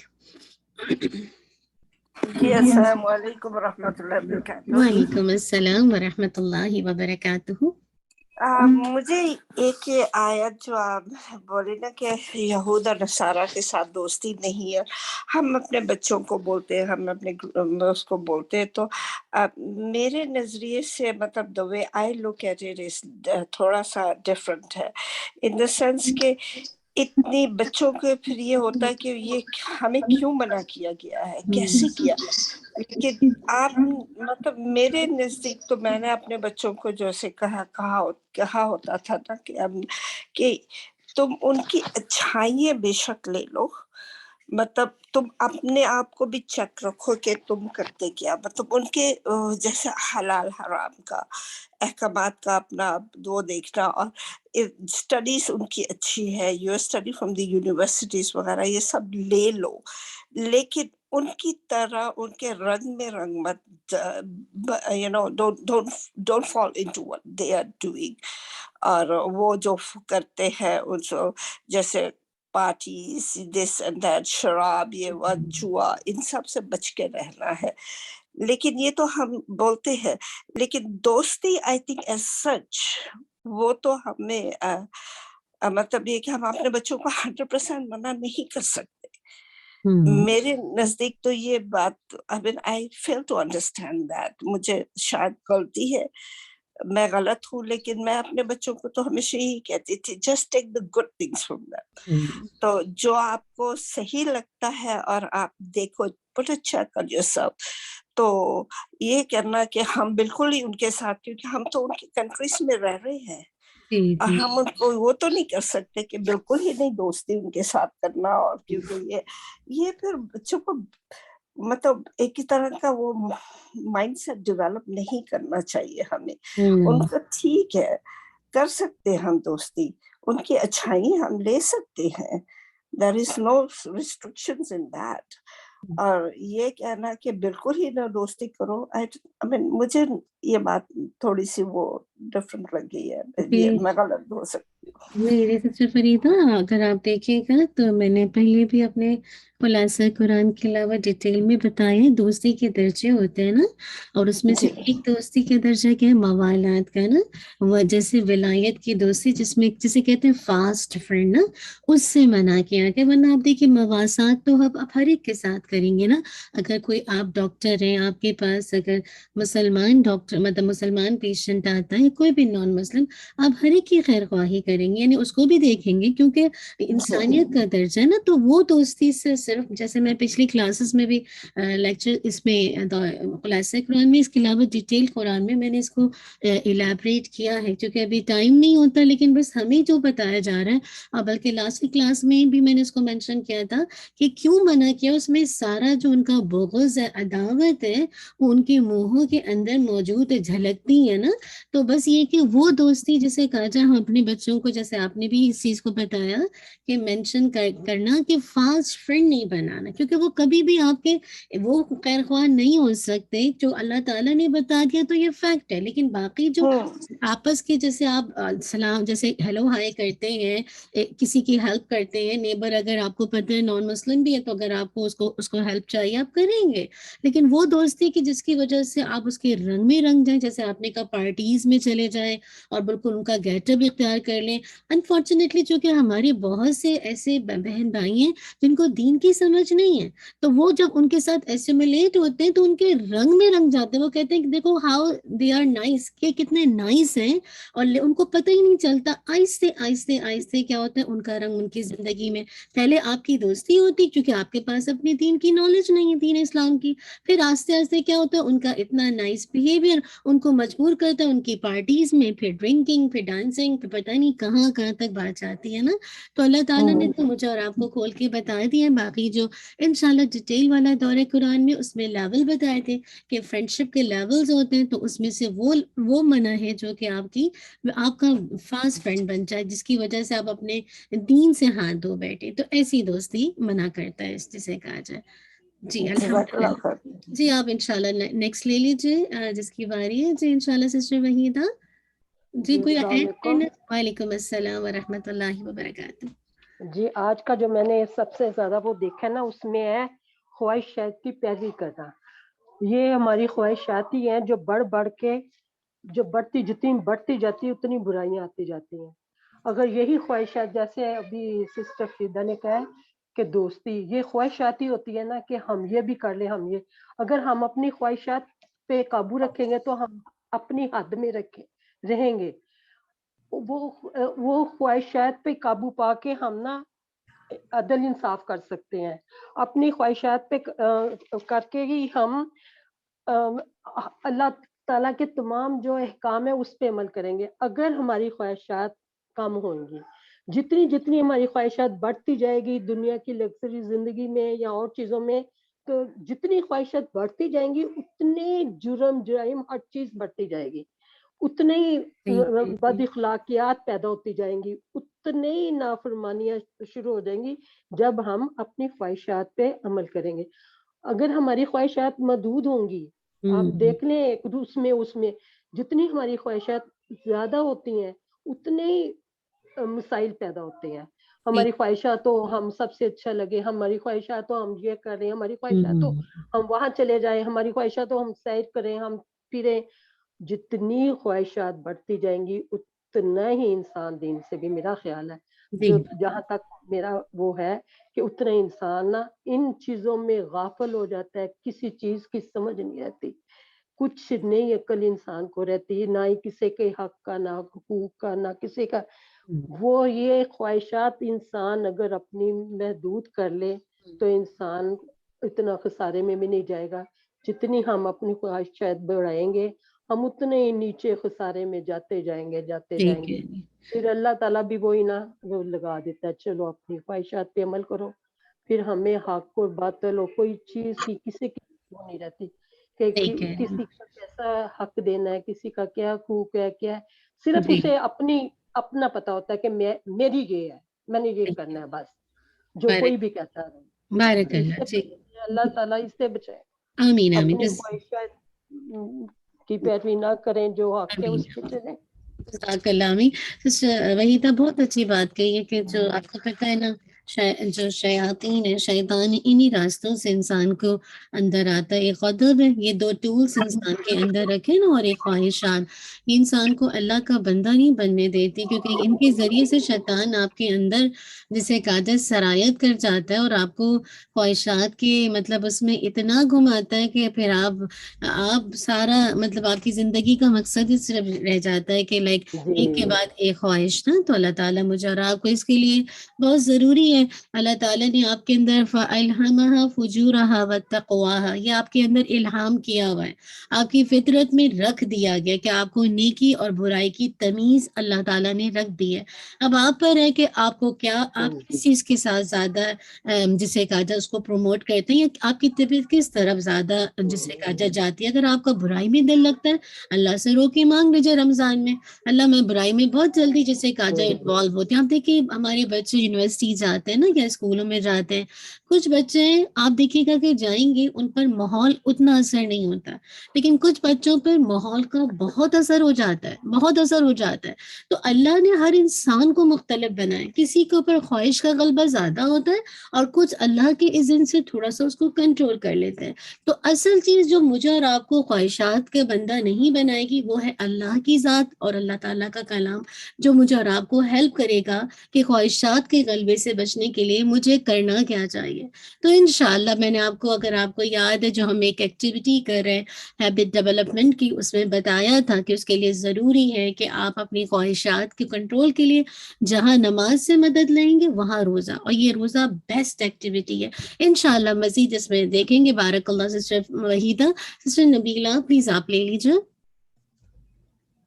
अस्सलाम वालेकुम व रहमतुल्लाहि व बरकातुहू। वालेकुम अस्सलाम व रहमतुल्लाहि व बरकातुहू। मुझे आज के पॉइंट्स में से जो सबसे अच्छी बात लगी वो ये थी कि आपको दूसरों के ऐबों की पर्दापोशी करना चाहिए, सुभान अल्लाह।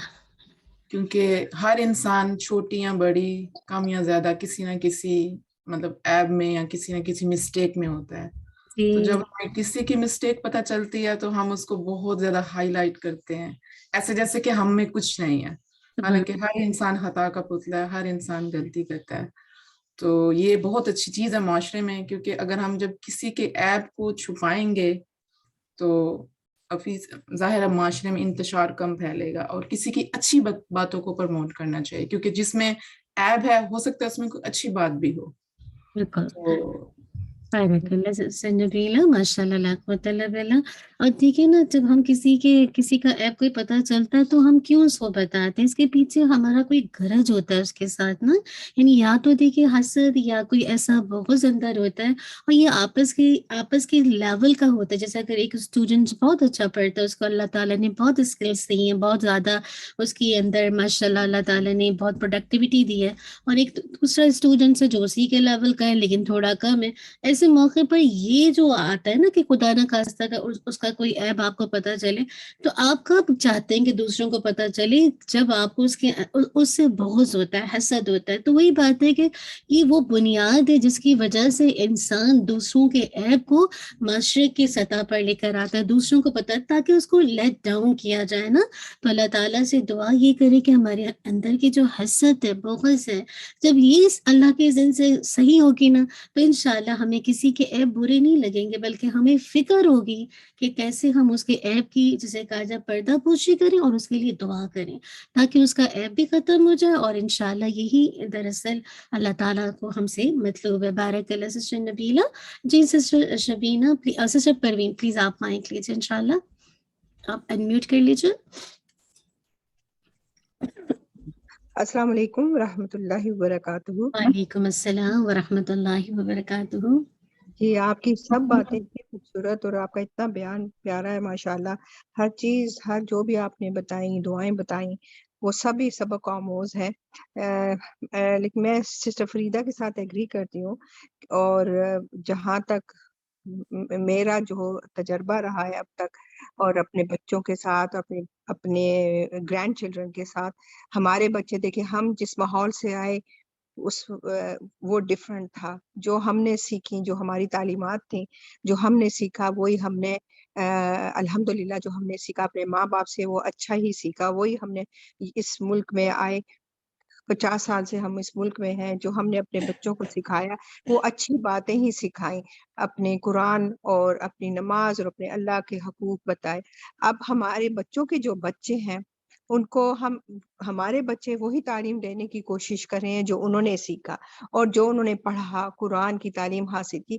लेकिन आजकल के बच्चों को जो समझाना, उनको बताना बड़ा ही मुश्किल है, और बाहर जो है स्कूलों में जाते हैं वो एक्सपोज्ड बाहर की दुनिया से ज्यादा हैं, उनके ऊपर उस माहौल का ज्यादा असर है, वो ज्यादा चीजें वहां सीखते हैं। उनको आप बताएं भी नहीं कि फलान से दोस्ती नहीं करो, फलाने से ये ना करो, लेकिन वो उनको वो चीजें समझ नहीं आती जो हमें आई या हमारे बच्चों को आई। अब तो मैं समझती हूँ कि हमें हमारे पास दुआओं के अलावा और कोई हथियार है ही नहीं, और दुआ ही सबसे बड़ा हथियार है जो हम अल्लाह सुब्हानहू व तआला से दुआएं करते रहते हैं, उनको समझाते भी हैं, और अल्हम्दुलिल्लाह अल्लाह का एहसान है। लेकिन जहाँ उनके दोस्तों की और बाहर फलां आप उनको बताएं कि उनके अंदर ये है, तो वो बच्चे कई दफा तो सुनने के लिए तैयार ही नहीं होते, वो समझते ही नहीं है इस बात को। उसमें हमें समझ नहीं आता कि हमने क्या गलत किया है, हमने क्या हमारे से गलती होगी इनको बताने में या उनको समझाने में, तो वो बड़ा मुश्किल सी बात लगती है। बहरहाल अल्लाह से दुआ है, और माशाल्लाह सब कुरान वगैरह पढ़ते हैं, स्कूलों में भी जाते हैं, लेकिन क्रिश्चियन के साथ, हिंदुओं के साथ दोस्तियां भी उनकी बरकरार ही रहती हैं, और वो अपने दोस्तों के बारे में कुछ सुनना पसंद नहीं करते। तो आप बताइए कि क्या करना चाहिए। जज़ाकल्लाह खैर, बारकल्लाह फ़ीक। सबसे परवीन, अल्लाह ताला आपको जज़ाए खैर दे। अल्लाहुम्मा ला तुआख़िज़नी बिमा यक़ूलून वग़फ़िर ली मा ला यअलमून। अल्हम्दुलिल्लाह रब्बिल आलमीन। अल्लाह का एहसान है कि जिसने हम सबको तौफीक दी ना कि हम अल्लाह के इज़्न से इस कुरान को पढ़ रहे हैं। मुझे जो लगता है कि हम जो वेस्टर्न कंट्रीज़ में रहते हैं ना, तो इसमें सबसे बड़ा ड्रॉबैक ये है कि जिसे कहा जाए कि हमारे बच्चे मुख्तलिफ मज़ाहिब के साथ, जिसे कहा जाए एसिमिलेट हो रहे हैं ना, कि उनको बचपन से देखिए, जब मैं और आप पाकिस्तान के हैं अगर या किसी भी मुल्क के हैं, तो हमें बेसिक वहाँ पे मुसलमान ही रहते थे, तो हमें नमाज रोज़ा बचपन से सिखाई जाती थी, और हमें इतने मज़ाहिब का इतना ज़्यादा पता ही नहीं था, हमारा उनके साथ इतना वास्ता ही नहीं होता था। तो हमारे बच्चे, हमारे दोस्त भी मुसलमान होते थे, ठीक है, कोई अच्छा होता था, कोई ज़रा सा नमाज़ों में या अल्लाह ताला के फ़राइज़ में कमी करता था, लेकिन मोस्टली ये था कि अल्लाह के इज़्न से जो बेसिक्स इबादत हैं वो अल्लाह के इज़्न से हम सब बचपन से पूरी करते हैं। नमाज रोज़ा हमारे पेरेंट्स को इतनी मसला नहीं हुआ, क्योंकि एक तरह से कंबाइंड फैमिली सिस्टम बहुत स्ट्रांग होता था कि आपकी तरबियत हर कोई कर रहा होता था, सिर्फ आप नहीं कर रही होती थी कि माँ नहीं, बल्कि दादी भी मौजूद है, फुप्पो भी मौजूद है, खाला भी मौजूद है, हर कोई पूरा खानदान एक बच्चे की तरबियत कर रहा था। आज जब हम यहाँ आए तो एक तो ये कि हमें हमारे बच्चों को ये रिश्ते नहीं मिले ना, कि जैसे काजा कहते हैं ना कि खानदान की एक अपनी एक वो होती है ना कि लाइक एक आपको बिल्टअप करने में उनका रोल होता है, कि अगर माँ ने कोई बात कही है तो आगे से माशाल्लाह दादी भी कोई बात समझाती थी बच्चों को छोटी छोटी बातों पे। जैसे मैं ही कंबाइंड फैमिली में अपनी सास के साथ रहती हूँ, तो रहती हूँ, मेरी मेरी माशाल्लाह मम्मी इतनी नाइस खातून के हर लम्हे ना मेरी तरबियत करना, साथ मेरे बच्चों की तरबियत करना ना, यानी कहने का मकसद है ज्यादातर ऐसे ही होता था पुरानी, अगर अपनी हम नानी दादी को देखें तो उनकी एक माशाल्लाह हिकमत से भरी होती थी कि माशाल्लाह कोई ना कोई तरबियत करती थी। लेकिन यहाँ आने के बाद अब देखिए, क्योंकि हम भी इतना ज्यादा इल्म लेकर तो आए नहीं थे, कुरान और सुन्नत का नूर तो लेकर आए नहीं थे। हाँ, वैसे पता था कि दीन क्या है, कलमा पता है। अब यहाँ आने के बाद जब तक हमने दीन को हासिल किया, हमारे बच्चे तो हमारे बड़े हो गए। जैसे आपने कहा ना, अब सिर्फ एक रास्ता है कि हम उनको थोड़ा थोड़ा जो हम सीखें, जैसे मैंने लास्ट क्लास में और इससे पहले क्लासों में डिटेल में बताया है कि लेवल है, जिसे कहा जाए دوستی کے لیول ہے نا، تو انشاءاللہ نیکسٹ کلاس میں اگین آپ کو چاروں لیول مینشن کر دوں گی، تاکہ آپ ان لیول میں سے بتائیے اور آہستہ آہستہ سے ان کو بتائیے. دیکھیں ہمیں، میں جیسے جب میری بچی جب چھوٹی تھی، 3 سال کی تھی، 3.5 سال کی تھی، اور بیٹا میرا 1.25 سال کا تھا جب میں نے قرآن کا شروع کیا، تو الحمدللہ مجھے بچوں کو بتانے میں مشکلات نہیں ہوئی. لیکن گھر پر جب بچے ٹین ایج میں آ جاتے ہیں یا بڑے ہو جاتے ہیں، آپ کتنا بھی کہیں، کیونکہ وہ اتنا باہر کا پریشر اتنا زیادہ ہے نا، اور وہ اینگل مجھے اور آپ کو نظر نہیں آ رہا، کیونکہ میں اور آپ ایک کوارنٹین میں، یعنی مجھے اور آپ کو گھر میں وہی ماحول ہے جو بیک ٹو ہوم میں، کھانا بھی ہم آلموسٹ اسی طرح کا پکاتے، لیکن ہمارے بچے جو چیز فیس کر رہے ہیں وہ میری اور آپ کی نظروں سے اوجھل ہے. وہ کس سے دوستی کر رہے ہیں، کیا ان کو پریشر ہے؟ کیونکہ آپ دیکھیے بعض اوقات اپنے ہی دیندار بچے اسکول اور یونیورسٹی جا کے اپنا گیٹ اپ چینج کر لیتے ہیں، ان سے وہ پریشر برداشت نہیں ہوتا، وہ اسکارف اپنا اتار لیتے ہیں، وایا اتار لیتے ہیں، کیونکہ باہر کا ماحول میں اتنی بولیں گے، اتنا زیادہ آپ کو لائک باہر کا ماحول اثر انداز ہوتا ہے کہ آپ کو سمجھ نہیں آتا. تو انشاءاللہ جب بچے بڑے ہو جائیں تو ان کو آرام سے بٹھائیے، 2 رکعت نماز پڑھ کے ان کو بتائیے کہ میں نے نا، مجھ سے یہ غلطی ہوئی بیٹا، میں آپ کو بتانا بھول گئی، تو میں اپنی زندگی میں اپنی اصلاح چاہ رہی ہوں، آپ میری مدد کر سکتے ہیں کیا؟ ماں جب اس انداز سے بات کرتی نا، بچے کا دل سننے میں مجبور ہوتا ہے. تو بیٹا میں اپنی اصلاح کرنا چاہ رہی ہوں، مجھے پتہ نہیں تھا، میں پڑھ رہی ہوں تو میرا دل چاہتا ہے کہ آپ میری بات اگر سن لیں گے تو آپ میری اصلاح میں میری مدد کر دیں گے نا. تو بچہ سن لے گا، تو پھر آپ اس کو بتا دیجیے کہ لیول یہ ہے، میں تم لوگ کو شروع سے بتانا بھول گئی ہوں، لیکن اب میں نے سنا ہے تو میں اپنی بھی اصلاح چاہ رہی ہوں کہ میں تم لوگ کو یہ بات بتاؤں، کیونکہ زندگی موت کا پتہ نہیں. باقی ہے کہ انشاءاللہ قرآن و سنت جیسے جو بھی آیات اس کی ریفرنس میں آتی ہیں اور لیول بتا دیجیے، ساتھ اللہ سے دعا، انشاءاللہ آپ دیکھیے گا کچھ نہ کچھ ضرور فرق پڑے گا.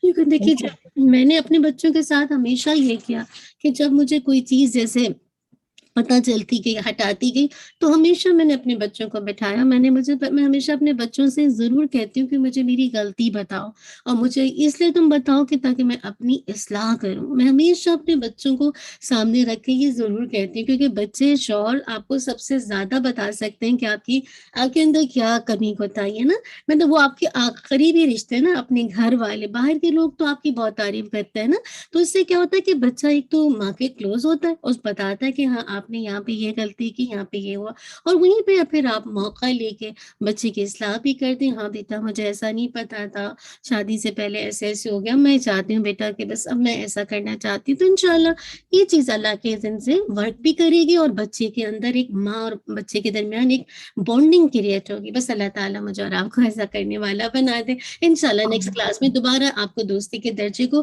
الیبریٹ کر دوں گی، کیونکہ مسلسل آ رہا ہے، لیکن میں نے اس کو ڈیٹیل میں الیبریٹ کیا، ٹائم بہت کم ہوتا ہے تو اس کو میں الیبریٹ نہیں کر پائی. سسٹر شبینہ پلیز آپ لے لیجیے انشاءاللہ. جزاک اللہ خیر. آنکھوں میں آمین.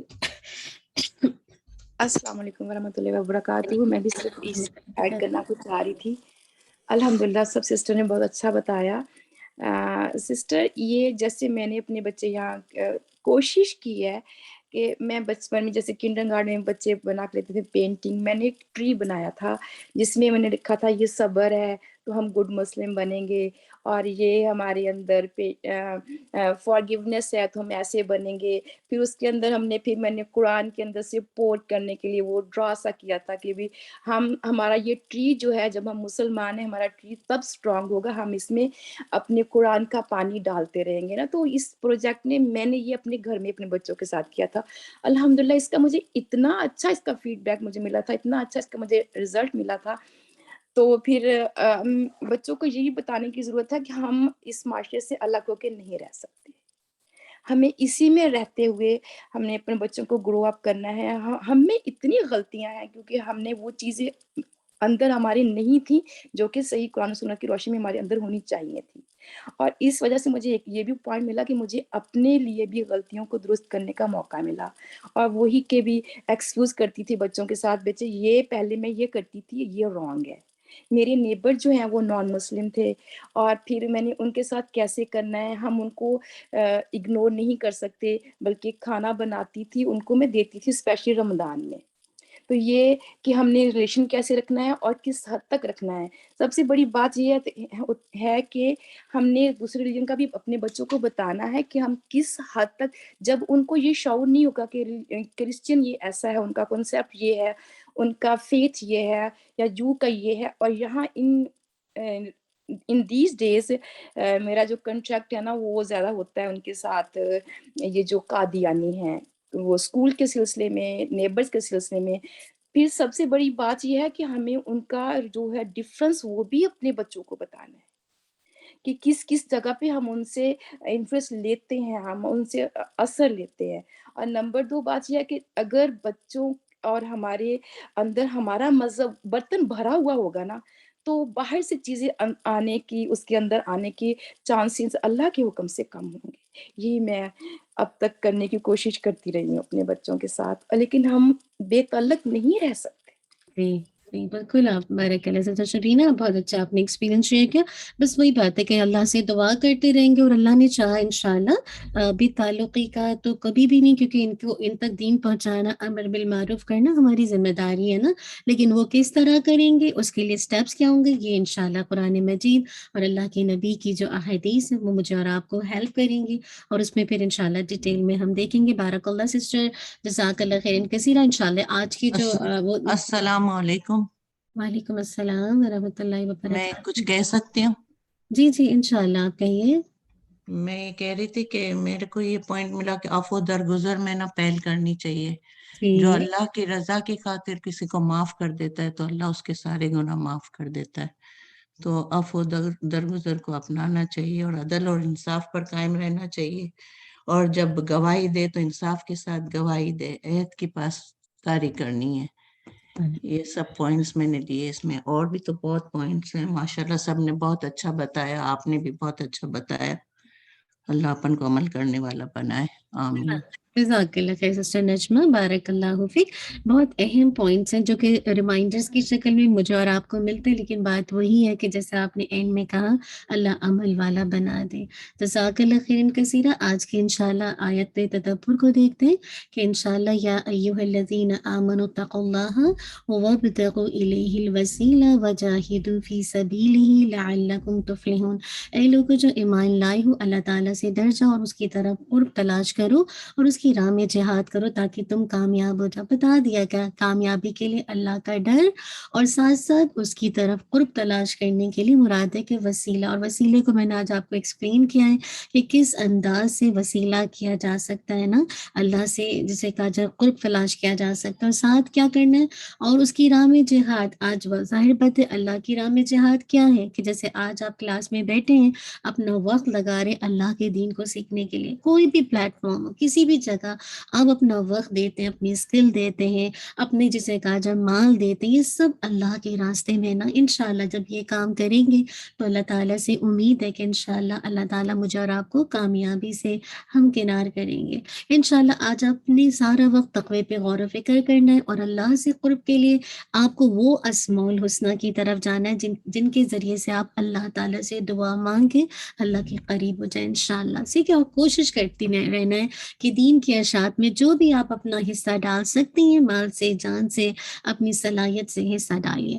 آج کی دعائیں دیکھ لیجیے. یہ ساری دعائیں جو آج کی اس میں پڑھی بھی گئی تھیں اور ہو سکتا ہے ایکسٹرا بھی ہوں، تو اس کو تھوڑا سا انشاءاللہ دیکھ لیے گا. کرنے کے کاموں کو انشاءاللہ دیکھ لیجیے کہ کرنے کے کام یہ ہیں انشاءاللہ.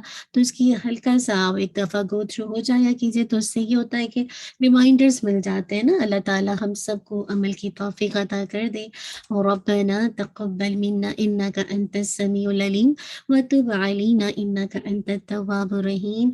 سبحانك اللهم وبحمدك اشهد ان لا اله الا انت استغفرك واتوب اليك. سبحان ربك رب العزة عما يصفون والسلام على المرسلين والحمد لله رب العالمين. جزاک اللہ خیر، بارک اللہ فیک. انشاءاللہ آپ سے کل ملاقات ہوتی ہے. اپنا خیال رکھیے گا.